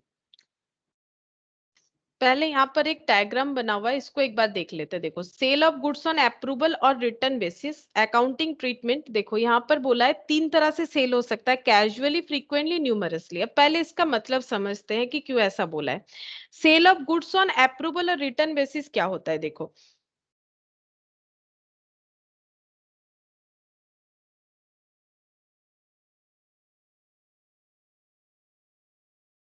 हेलो, आयुष का आवाज आ रहा है अब क्लियर? नहीं मैम, अभी भी आवाज कट ही रहा है। कट ही रहा है, अच्छा ठीक है। तब देखो जितना सुन पाते हो, मुझे लग रहा है तुम्हारा ही नेटवर्क इशू होगा, क्योंकि बाकी लोगों को जब हो आवाज आ रहा है तो फिर मेरा यहाँ पर तो नहीं है शायद। ठीक है, एक बार रिकॉर्डिंग भी शेयर कर देंगे अभी जितना समझ में आ रहा है, देखो नहीं तो फिर रिकॉर्डिंग में कोई प्रॉब्लम नहीं होगा, वो नेटवर्क इशू होगा इसी वजह से हो रहा है, रिकॉर्डिंग में नहीं आएगा ये वाला चीज, तो रिकॉर्डिंग में क्लियर समझ में आ जाएगा। देखो, sale of goods on approval basis जो है, इसमें क्या होता है, देखो नॉर्मली हम लोग जब नॉर्मल जो बिजनेस होता है ना, वहां पर हम लोग कस्टमर को क्या करते हैं, 2 तरह से सेल करते हैं, एक कैश सेल कर सकते हैं या एक क्रेडिट सेल। देखो, कैश सेल या फिर क्रेडिट सेल, ये 2 तरह से कर सकते हैं। लेकिन अभी बहुत कंपटीशन है, ठीक है। कंपटीशन की वजह से क्या होता है, हम लोगों को कस्टमर को अलग अलग ऑफर देना पड़ता है। देखो ना, अभी ऑनलाइन वाला कितना कंपटीशन दे रहा है ऑफलाइन वाले लोगों को, क्योंकि ऑफलाइन में हम लोग कुछ परचेस करते हैं, उसके बाद रिटर्न करने जाते हैं तो वो लोग क्या बोलते हैं, नहीं रिटर्न कर दो लेकिन पैसा नहीं मिलेगा, इसके बदले आपको जब दूसरा चीज लेना हो आप ले लीजिएगा, अभी लीजिए बाद में लीजिए लेकिन पैसा मेरे पास जमा रहना चाहिए। लेकिन इससे क्या हुआ, इसका बेनिफिट ऑनलाइन वालों ने लिया। ऑनलाइन वाला ऐसा कोई कंडीशन नहीं रखता है, आपको पसंद नहीं आया रिटर्न, पैसा भी हम लोग वापस कर देंगे। तो ये कंपटीशन बन गया है।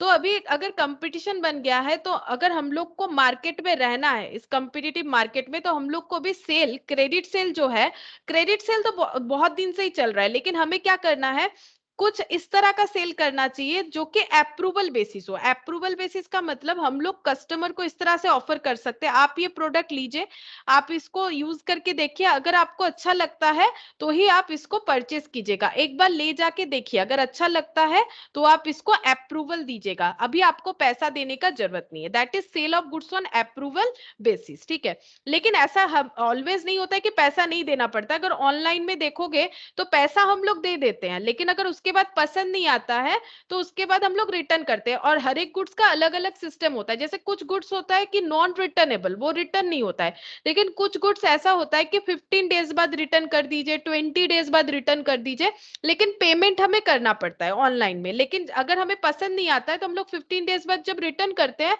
तो अगर हमारा जो भी टर्म्स कंडीशन था रिटर्न का, जैसे अगर हम लोग कोई ड्रेस लिए, उसे पहन लिए, यूज कर लिए, फिर बोलेंगे रिटर्न, ऐसे नहीं चलेगा, हमें टर्म्स कंडीशन फुलफिल करना है।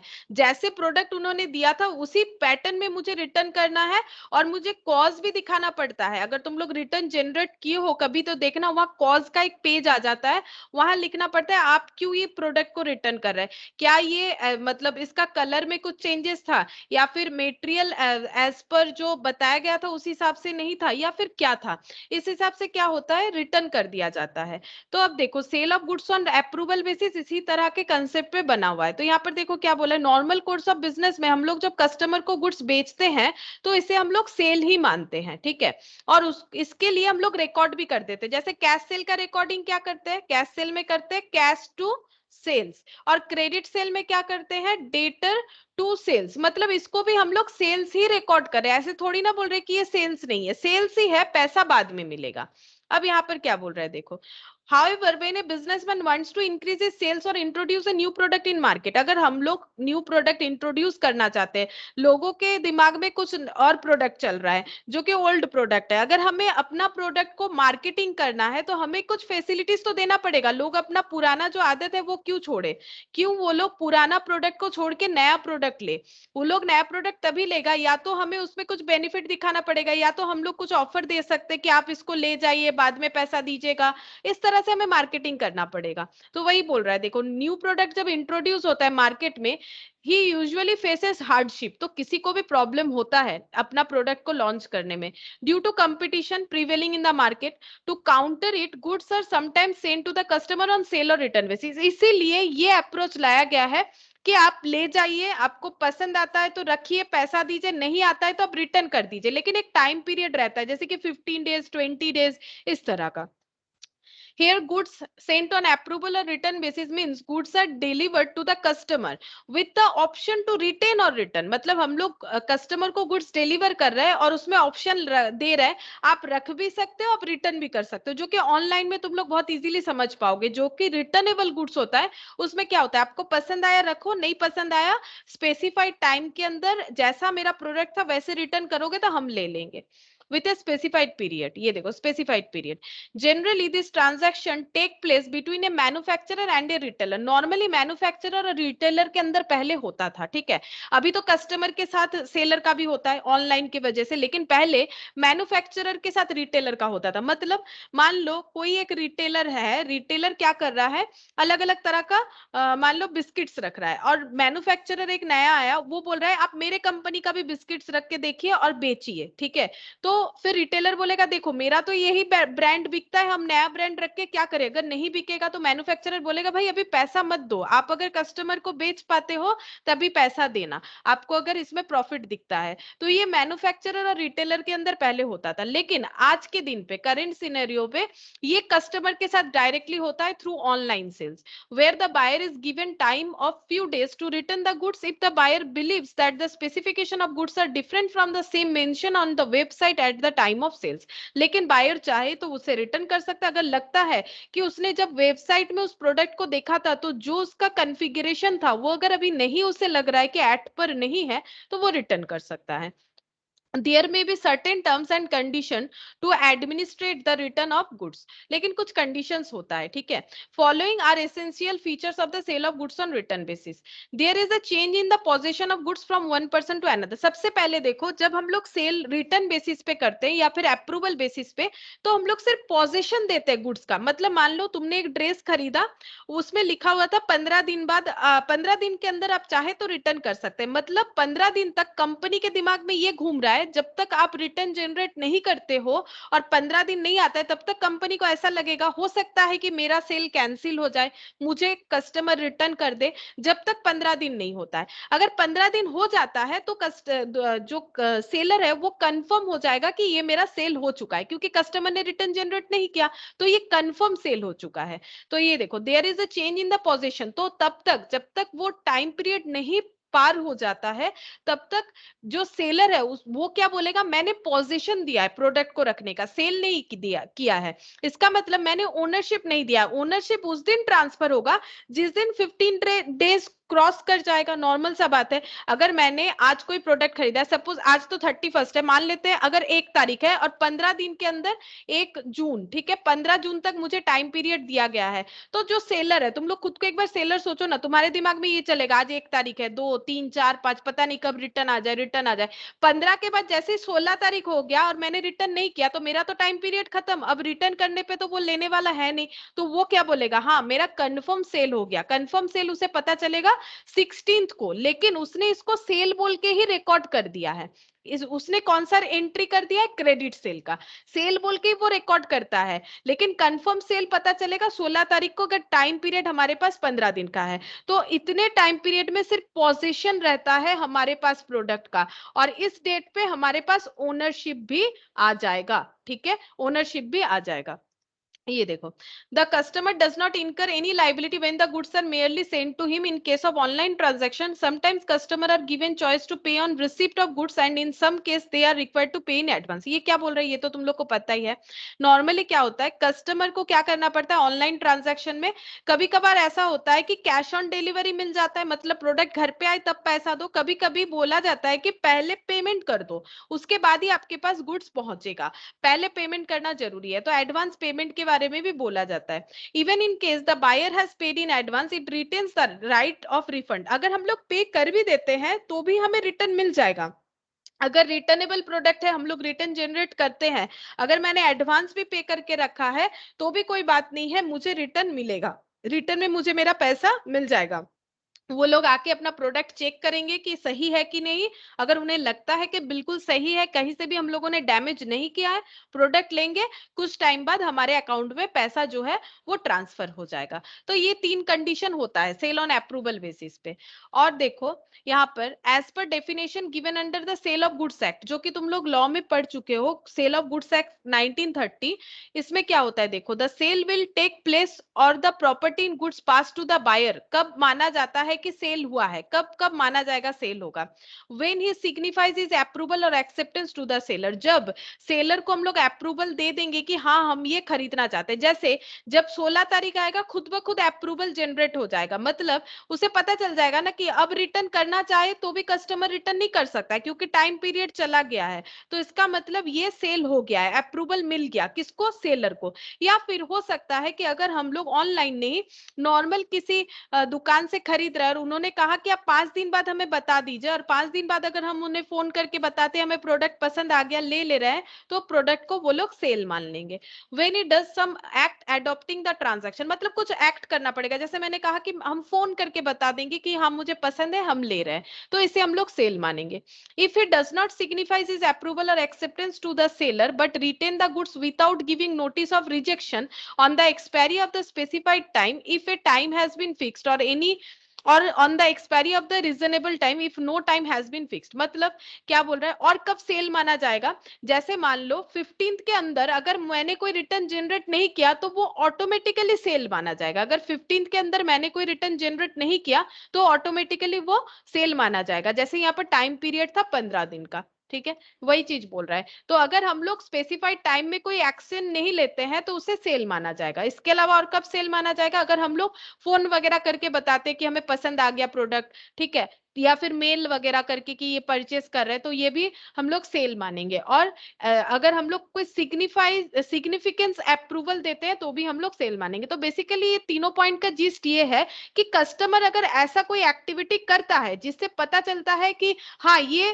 प्रोडक्ट वो खरीदने वाला है, तो हम लोग सेल मानेंगे, सेल ऑफ गुड्स एक्ट 1930 के हिसाब से। और एक ऑप्शन होगा, अगर कस्टमर कुछ नहीं बता रहा है और टाइम जो है वो एक्सपायर्ड हो गया है तो भी उसे सेल माना जाएगा। अब हम लोग कैसे रिकॉर्ड करेंगे, अब देखो कि 3 तरह से रिकॉर्ड होगा सेल ऑन अप्रूवल बेसिस। एक तो कैजुअल सेल में कैसे होगा, फ्रीक्वेंटली न्यूमरसली। कैजुअली मतलब नॉर्मल सेल की तरह ही इसे ट्रीट करना है, कैजुअल मतलब नॉर्मल सेल की तरह ही इसे हमें ट्रीट करना है। और इसमें क्या क्या जर्नल एंट्री होगा, देखो जर्नल एंट्री नॉर्मल सेल का होगा। तो एक बार देखो यहाँ पर, अगर हम लोग नॉर्मल सेल करते हैं, ये तो क्रेडिट सेल ही होगा ऑब्वियसली, कैश सेल पे तो ये एप्लीकेबल होगा नहीं। तो नॉर्मल सेल का एंट्री क्या होता है, डेटर टू सेल्स। अगर हम लोग सेल्स कर रहे हैं तो एंट्री क्या होता है, क्रेडिट सेल का debtor to sale. Casual sale की तरह एंट्री करना है, मतलब नॉर्मली क्रेडिट सेल में हम लोग जो भी करते हैं वही करना है। तो ये हो गया डेटर टू सेल। इन लोगों ने लिखा है कस्टमर या फिर ट्रेड रिसीवेबल, हम लोग भी लिख सकते हैं। इनवॉइस प्राइस का मतलब यहाँ पर सेलिंग प्राइस है, यहाँ पर इनवॉइस प्राइस का मतलब सेलिंग प्राइस है। तो हम लोग सेलिंग प्राइस पे ऑब्वियसली सेल को रिकॉर्ड करेंगे। अगर कस्टमर रिटर्न कर देता है तो एंट्री क्या होगा, रिटर्न करने से होता है सेल्स रिटर्न या फिर रिटर्न इनवर्ड, ये सब एंट्री तुम लोग को पता है। Sales return to debtor, return हो गया, ठीक है, ये रिटर्न का एंट्री हो गया। किस पे रिकॉर्ड करेंगे, सेलिंग प्राइस पे ही रिकॉर्ड करेंगे। 100 रुपए का सामान था, 100 रुपए का रिटर्न हो गया, तो सेलिंग प्राइस पे करेंगे ना।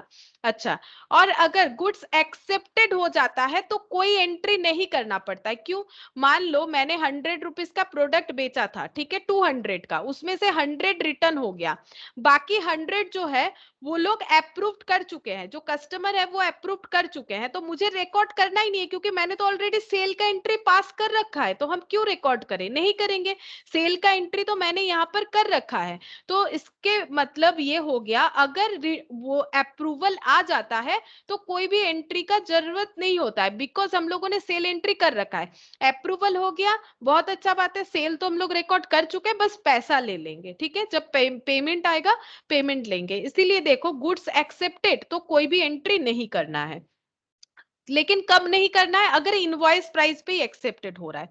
लेकिन अगर बार्गेनिंग होता है, बार्गेनिंग का मतलब देखो मेरा 200 रुपए का सेल था जिसमें से 100 रुपए का सेल रिटर्न हो गया। अब कस्टमर जो है वो बोल रहा है बाकी 100 रुपए वाला जो है वो हम ले लेंगे, लेकिन हम 100 रुपए नहीं देंगे, हम 80 रुपीज देंगे। वो बार्गेनिंग कर रहा है, हमसे 80 रुपीज देंगे, यानी 20 रुपीज कम देगा।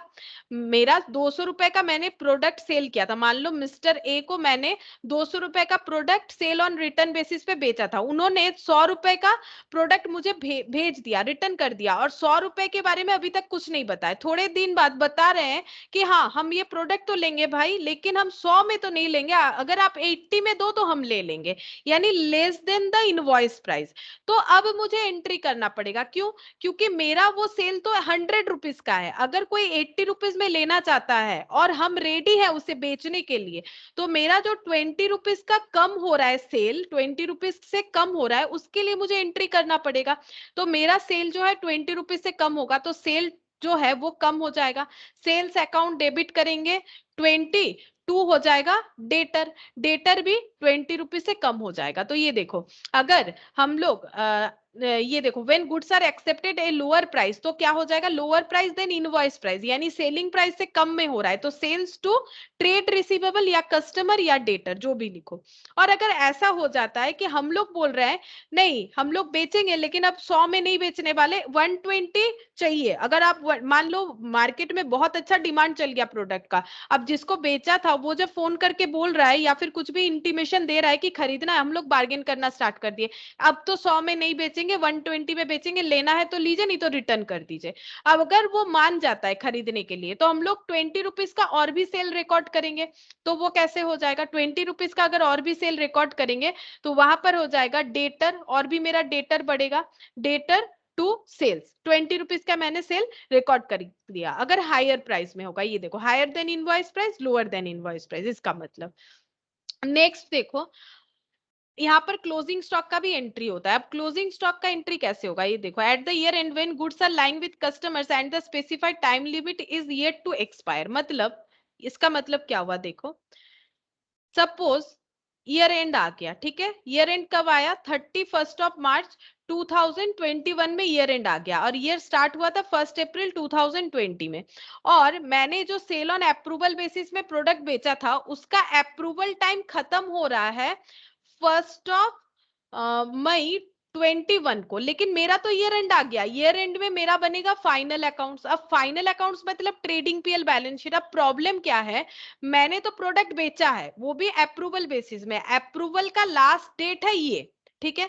अब प्रॉब्लम ये है, जब मैंने अप्रूवल बेसिस पे बेचा है तो मैंने तो वहां पर ट्रेडिंग में मेरा सेल बोल के रिकॉर्ड कर दिया है, नॉर्मल सेल को भी बाई सेल्स बोल के रिकॉर्ड किया है, और जो सेल ऑन अप्रूवल बेसिस है उसे भी बाई सेल बोल के रिकॉर्ड किया है, बट वो सेल है कि नहीं कंफर्मेशन नहीं आया, पूछ भी नहीं सकते हैं, टाइम तो इतने दिन का दे रखे थे, फाइनल अकाउंट्स भी बनाना है, जरूरी है, तो क्या करेंगे, तब हम लोग बोलेंगे कि ये जो सेल है जिसका अप्रूवल नहीं मिला उसका अप्रूवल मुझे इस डेट को मिलेगा, उसके पहले मेरा फाइनल अकाउंट्स क्लोज हो जा रहा है, तो मुझे क्या करना पड़ेगा, उस जो सेल है उसको हम क्लोजिंग स्टॉक की तरह रिकॉर्ड कर देंगे, यानी मेरा जो सेल है उसको हम क्लोजिंग स्टॉक बना देंगे। सपोज मैंने 100 रुपीज का सेल किया था जिसका अप्रूवल यहाँ आने वाला था, यहाँ पर सेल किया था, मान लो मैंने यहाँ पर सेल किया था सपोज 30 सितंबर को, और इसका अप्रूवल मुझे 1 मई को मिलने वाला है। अब मुझे नहीं पता कि ये बिकेगा भी नहीं बिकेगा, सेल तो रिकॉर्ड कर दिया, सेल रिकॉर्ड करने से यहाँ जीपी तो बढ़ जाएगा,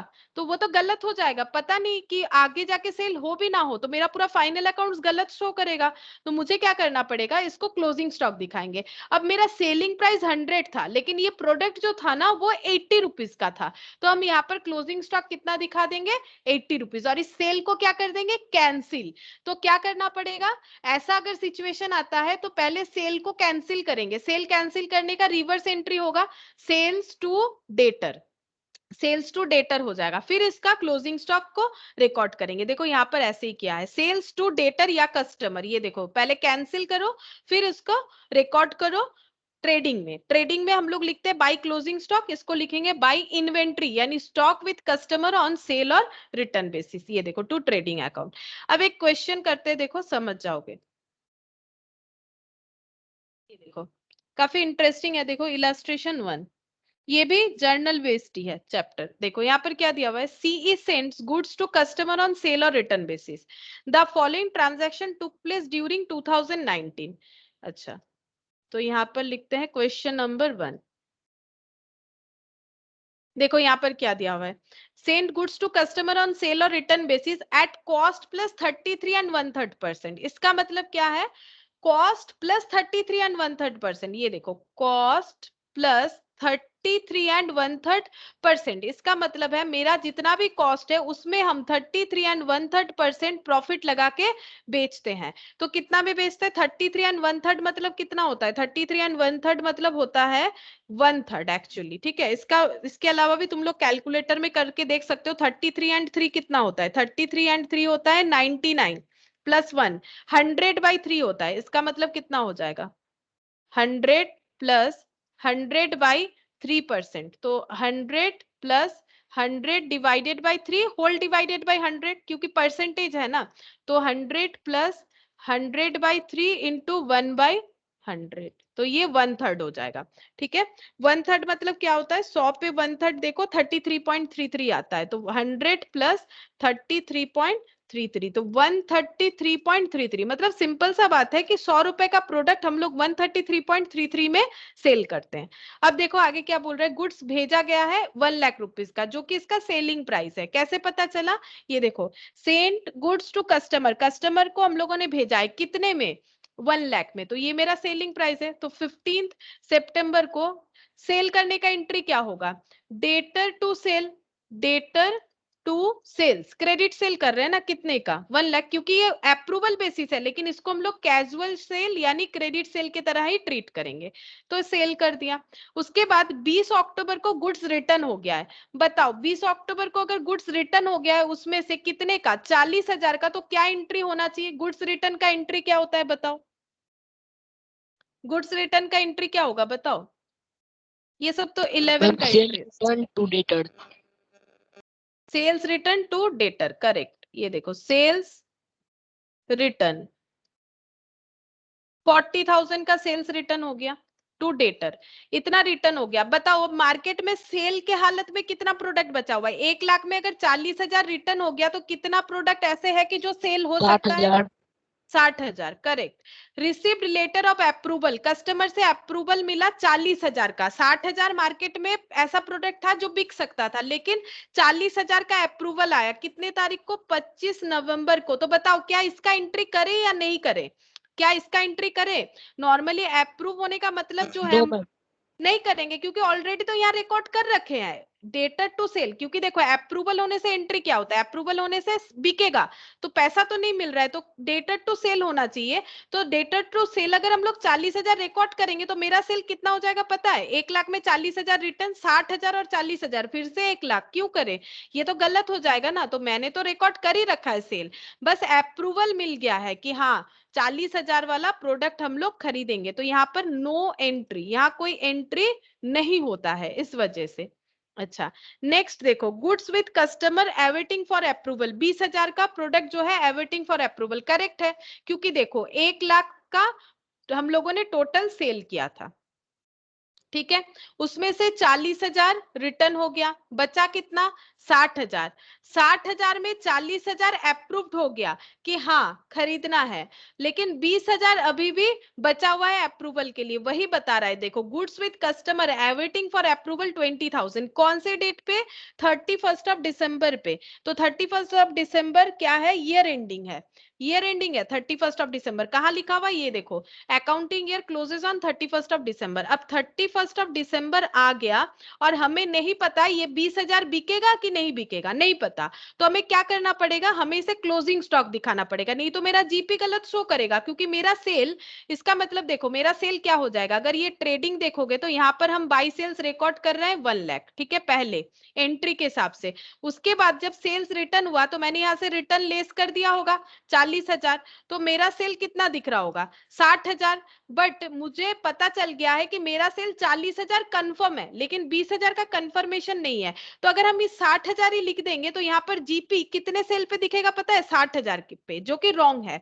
तो मुझे क्या करना पड़ेगा, 20,000 का नहीं कंफर्मेशन है, तो 20,000 को मुझे क्या करना पड़ेगा, सेल कैंसिल करना पड़ेगा। तो 20,000 का सेल कैंसिल करेंगे तो रिवर्स एंट्री डालेंगे, क्या एंट्री डालेंगे, सेल करने से होता है डेटर टू सेल, तो यहाँ पर हो जाएगा sales to debtor, reverse entry कितने का डालेंगे, 20,000 का।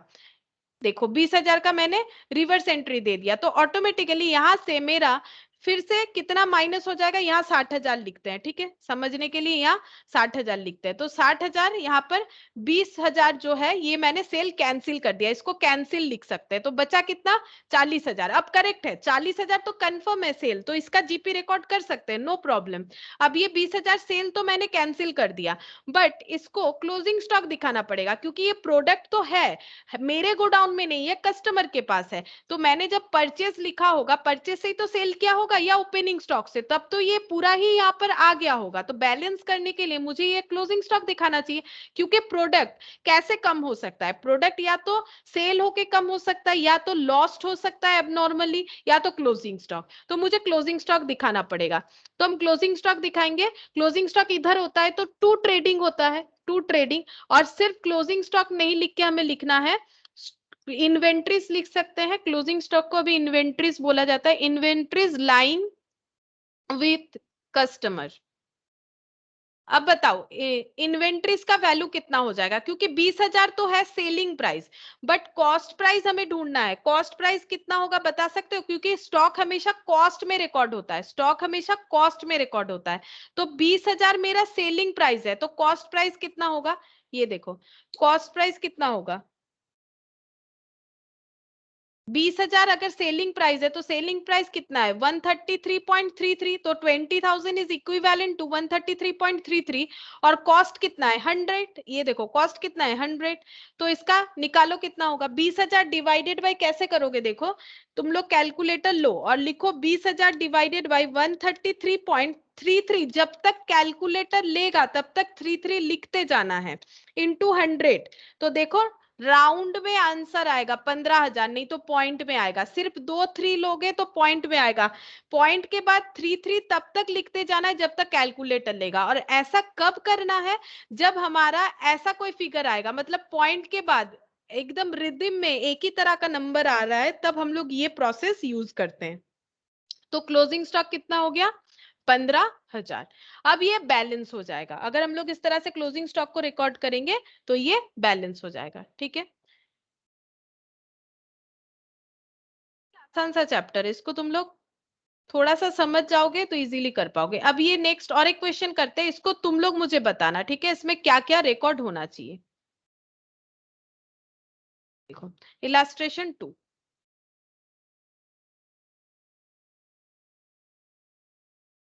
देखो यहाँ पर क्या लिखा है, Amit runs an online store wherein the goods are casually sold on sale or approval basis। casually जहां भी लिखेगा ये ध्यान देना है, casually का मतलब इसको क्रेडिट सेल की तरह ये लोग रिकॉर्ड कर लेता है कि हाँ क्रेडिट सेल है, जबकि अप्रूवल सेल है। ठीक है, क्रेडिट सेल अलग होता है, क्रेडिट सेल कंफर्म सेल होता है कि हाँ अभी पैसा नहीं दे पा रहा है कस्टमर, बाद में देगा, लेकिन it is not basically credit sale, it is approval sale. But इसको क्रेडिट सेल की तरह जब हम लोग रिकॉर्ड करेंगे तब हम लोग बोलेंगे casual recording. The following is the information. तो देखो क्या दिया हुआ है, 10th फेब को सेल ऑन अप्रूवल बेसिस पे प्रोडक्ट बेचा गया है, 25% ऑन कॉस्ट है। ठीक है, जो प्रॉफिट है वो 25% ऑन कॉस्ट है, और 1,20,000 कॉस्ट दिया हुआ है। तो बताओ 10th फेब को क्या एंट्री करे, 10th ऑफ फेब को तुम लोग बताओ सेल का एंट्री क्या होता है, पहले ये बताओ। Sale to debtor, sale to debtor, debtor to sale, उल्टा बोल। डेटर हाँ, डेटर टू सेल्स। बताओ कितना लिखे, सेलिंग प्राइस कितना होगा, क्योंकि 1,20,000 तो कॉस्ट है, और कॉस्ट पे कितना प्रॉफिट कमा रहा है 25%, तो कितना हो जाएगा 1,20,000 कॉस्ट है, ये देखो 1,20,000 कॉस्ट है, ये मेरा कॉस्ट। 1,50,000। हाँ 1,50,000, 25% अगर कॉस्ट के ऊपर प्रॉफिट कमाना है तो 1,20,000 इंटू 25%, तो ये 30,000 होता है, तो 1,50,000 होगा सेलिंग प्राइस। देख लो कैसे निकाला हम लोगों ने, सिंपल यहाँ बताया था कि सेल कैसे कर रहे हैं, कॉस्ट पे 25% लगा के, मतलब ये देखो ये अगर कॉस्ट है 100 तो प्रॉफिट कितना लगा रहे 25, तो मेरा सेलिंग प्राइस कितना हो रहा है 125। तो मेरा कॉस्ट अगर 1,20,000 है तो उस पे मेरा सेलिंग प्राइस कितना होगा, 1,20,000 पे 25% लगाओ तो प्रॉफिट कितना आता है, 1,20,000 पे 25% लगाने से प्रॉफिट आता है 30,000, 25% मतलब 30,000 प्रॉफिट होता है, तो सेलिंग प्राइस 1.5 लाख। ठीक है, तो 1,50,000 का मैंने सेल जो है वो रिकॉर्ड कर लिया। उसके बाद क्या बोला है, 20th फेब को गुड्स रिटर्न कर दिया है कस्टमर ने 20,000 का, तो रिटर्न का एंट्री डाल लेते हैं। 20th फेब को रिटर्न का इसका रिवर्स एंट्री होगा, sales return to debtor, to debtor, कितना हो जाएगा 80,000, 80,000 का रिटर्न था। तो मार्केट में भी सेल हो सकता है इतना, कितना सेलिंग अमाउंट बाकी है मार्केट में, सेल हो सकता है 1,50,000 था, उसमें से 80,000 का तो पता चल गया नहीं बिकेगा, रिटर्न हो गया 70,000। हाँ 70,000 का बचा हुआ है। अच्छा, उसके बाद 15 मार्च को goods for which approval given by customer, 40,000 का अप्रूवल मिल गया 15 मार्च को, बताओ कोई एंट्री होगा,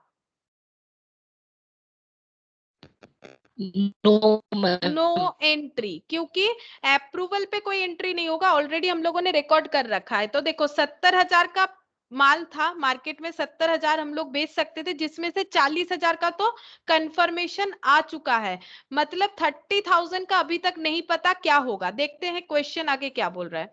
अच्छा, गुड्स विथ कस्टमर, ये देखो अवेटिंग फॉर अप्रूवल 30,000, मेरे साथ ये टैली हो चुका है 31 मार्च को। अब बोल रहा है कि all the above goods are sold ordinarily in the course of online business considering that the close his books on 31 March. 31 March को इन लोग का बुक्स ऑफ अकाउंट्स क्लोज होता है, ठीक है। तो 31 मार्च को बुक्स ऑफ अकाउंट्स क्लोज होगा और अप्रूवल अभी तक नहीं आया है। तो क्या करना है, पहले सेल्स को कैंसिल करेंगे। अभी मैंने सिखाया सेल्स टू डेटर, सेल को कैंसिल करेंगे। कितने का सेल? 30,000 का, जिसका कोई कंफर्मेशन नहीं आया, लेकिन अभी तक पता भी नहीं है क्योंकि अप्रूवल टाइम पीरियड खत्म नहीं हुआ है। तो मैंने इसको क्या कर दिया, कैंसिल कर दिया। कैंसिल करने के बाद इसको क्लोजिंग स्टॉक की तरह रिकॉर्ड करना है। तो inventories with customer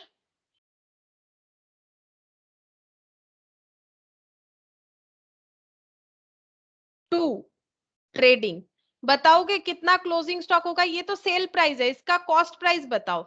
sale price कितना होता है? 125, तो 30,000 इज इक्विवेलेंट टू 125, तो 100 कितना होगा? 100 कॉस्ट होता है।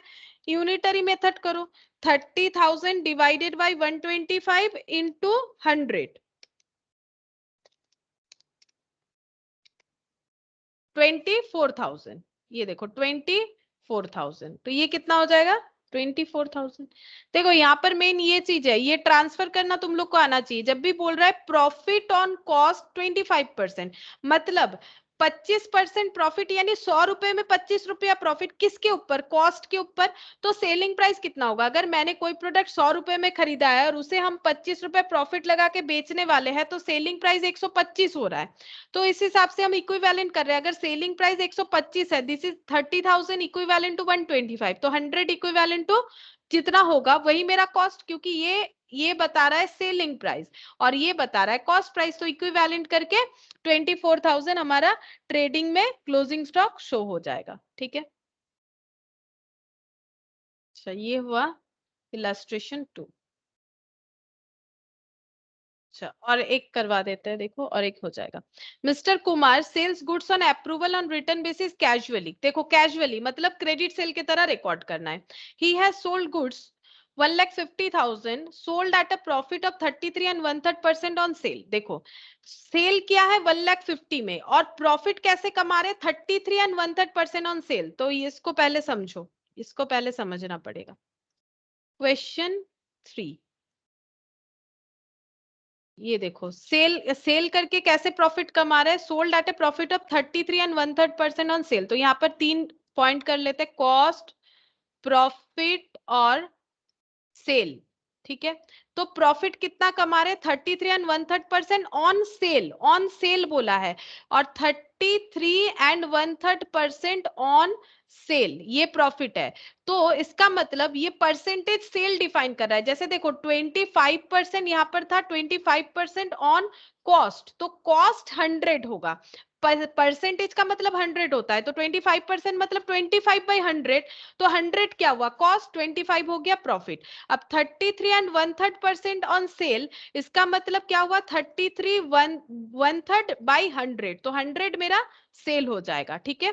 तो प्रॉफिट कितना हो जाएगा? इसका 1/3 अभी मैंने सिखाया कैसे होता है 1/3, तो 100 डिवाइडेड बाई 3, तो ये हो जाएगा 33.33। तो कॉस्ट कितना हो जाएगा? अगर 100 रुपीज सेल प्राइस है, इतना प्रॉफिट है, तो कॉस्ट कितना होगा बताओगे? सेल अगर इतना है, प्रॉफिट इतना है, तो कॉस्ट कितना होगा?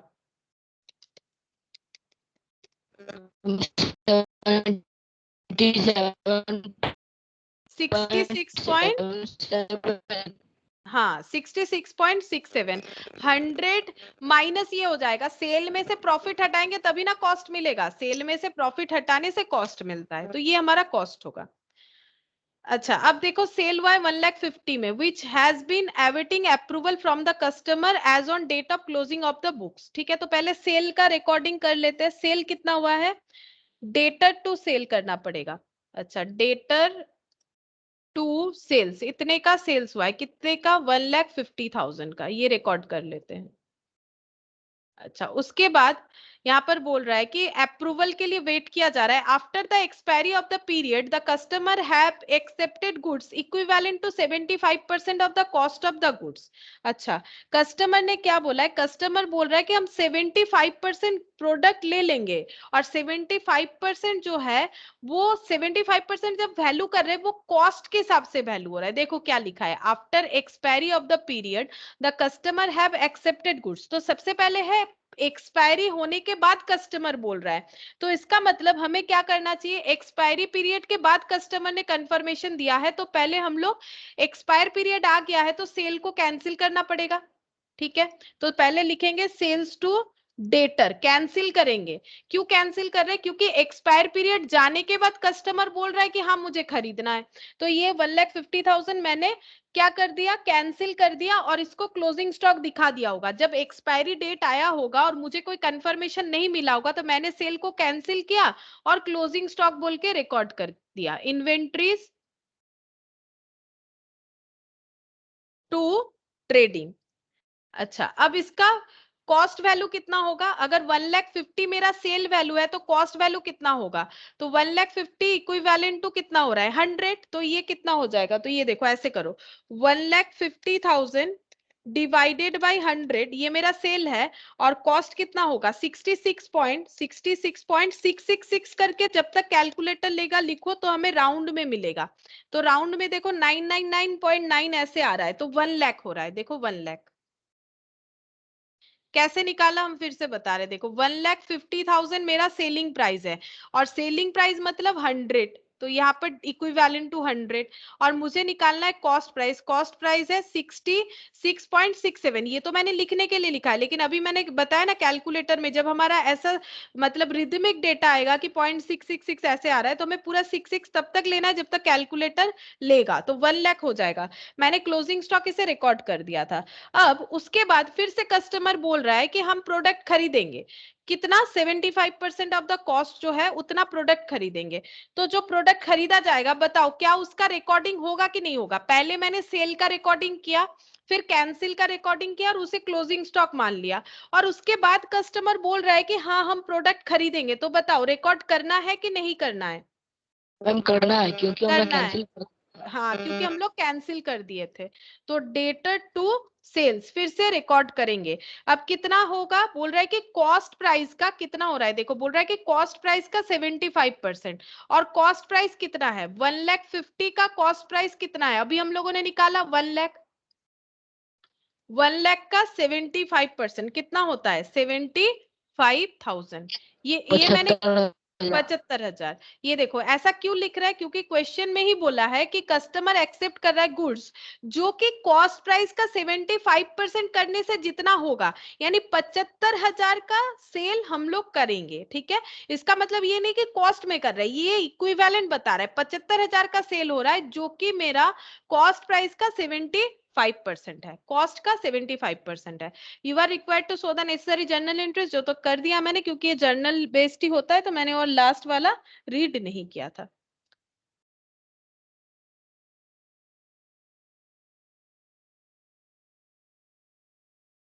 अच्छा, ये देखो, और ये लास्ट यही वाला करवाएंगे। S limited send out its goods to dealer on sale और return basis. All such transaction are however treated as actual sales and are passed through the day book. वही सेम चीज बोला है। Just before the end of the accounting period 200 such goods have been sent to the dealer at 250 each, cost 200, मतलब 200 unit goods भेजा गया है जो कि प्राइस है कॉस्ट 200 लेकिन सेल हुआ है 250 में ऑन सेल और return basis and debited to his account. Debit तो होगा ही, कस्टमर के अकाउंट को डेबिट ही किया जाता है। उसके बाद क्या बोल रहा है देखो, of this goods on 31st of March 2020 50 were written and 70 were sold, while for the other goods date of return has not expired yet expired, pass necessary adjustment entry। ठीक है, तो क्वेश्चन नंबर 4। तो सबसे पहले देखो cell कितना हुआ है? 200। ये देखो 200 गुड्स हैव बीन सेंट, तो debtor to sale, debtor to sales 200 into कितना करके सेल हुआ है? 250। ठीक है 250, तो कितना हो जाएगा 50,000 का सेल हुआ है, ठीक है 50,000 का सेल हुआ है। उसके बाद यहाँ पर बोला गया है कि 50 वेयर रिटर्न, 50 यूनिट रिटर्न हो गया है, तो सेल्स रिटर्न टू डेटर, तो 50 रिटर्न हो गया है 250 करके जो हम लोगों ने सेल किया था, तो ये कितना हो जाएगा 12,500, 12,500 का रिटर्न हो गया है, ठीक है। अच्छा उसके बाद यहाँ पर क्या बोला है देखो 70 वेयर सोल्ड, तो जो बिक गया है उसके लिए नो एंट्री, तो 70 बिक गया, 200 था उसमें से 50 रिटर्न हो गया, बचा कितना 150, 150 में से 70 का अप्रूवल आ गया, तो फिर कितना बच रहा है 80, तो 80 जो है वो क्लोजिंग स्टॉक होगा, 80 जो है वो क्लोजिंग स्टॉक होगा, और ईयर एंड आ रहा है तो हमें क्या करना पड़ेगा, और जो अप्रूवल डेट है वो अभी तक एक्सपायर्ड नहीं हुआ, तो हम लोग सेल को कैंसिल करेंगे, तो क्या हो जाएगा क्रॉस एंट्री मतलब कैंसिलेशन एंट्री होगा, रिवर्स सेल्स टू डेटर, कितना 80 यूनिट का जो सेल है उसे हम लोग कैंसिल करेंगे 250 करके, तो ये कितना हो जाएगा, कितना हो रहा है 20,000, 20,000 का सेल जो है कैंसिल कर दिया, अब इसको क्लोजिंग स्टॉक रिकॉर्ड करेंगे, तो इन्वेंट्रीज टू ट्रेडिंग,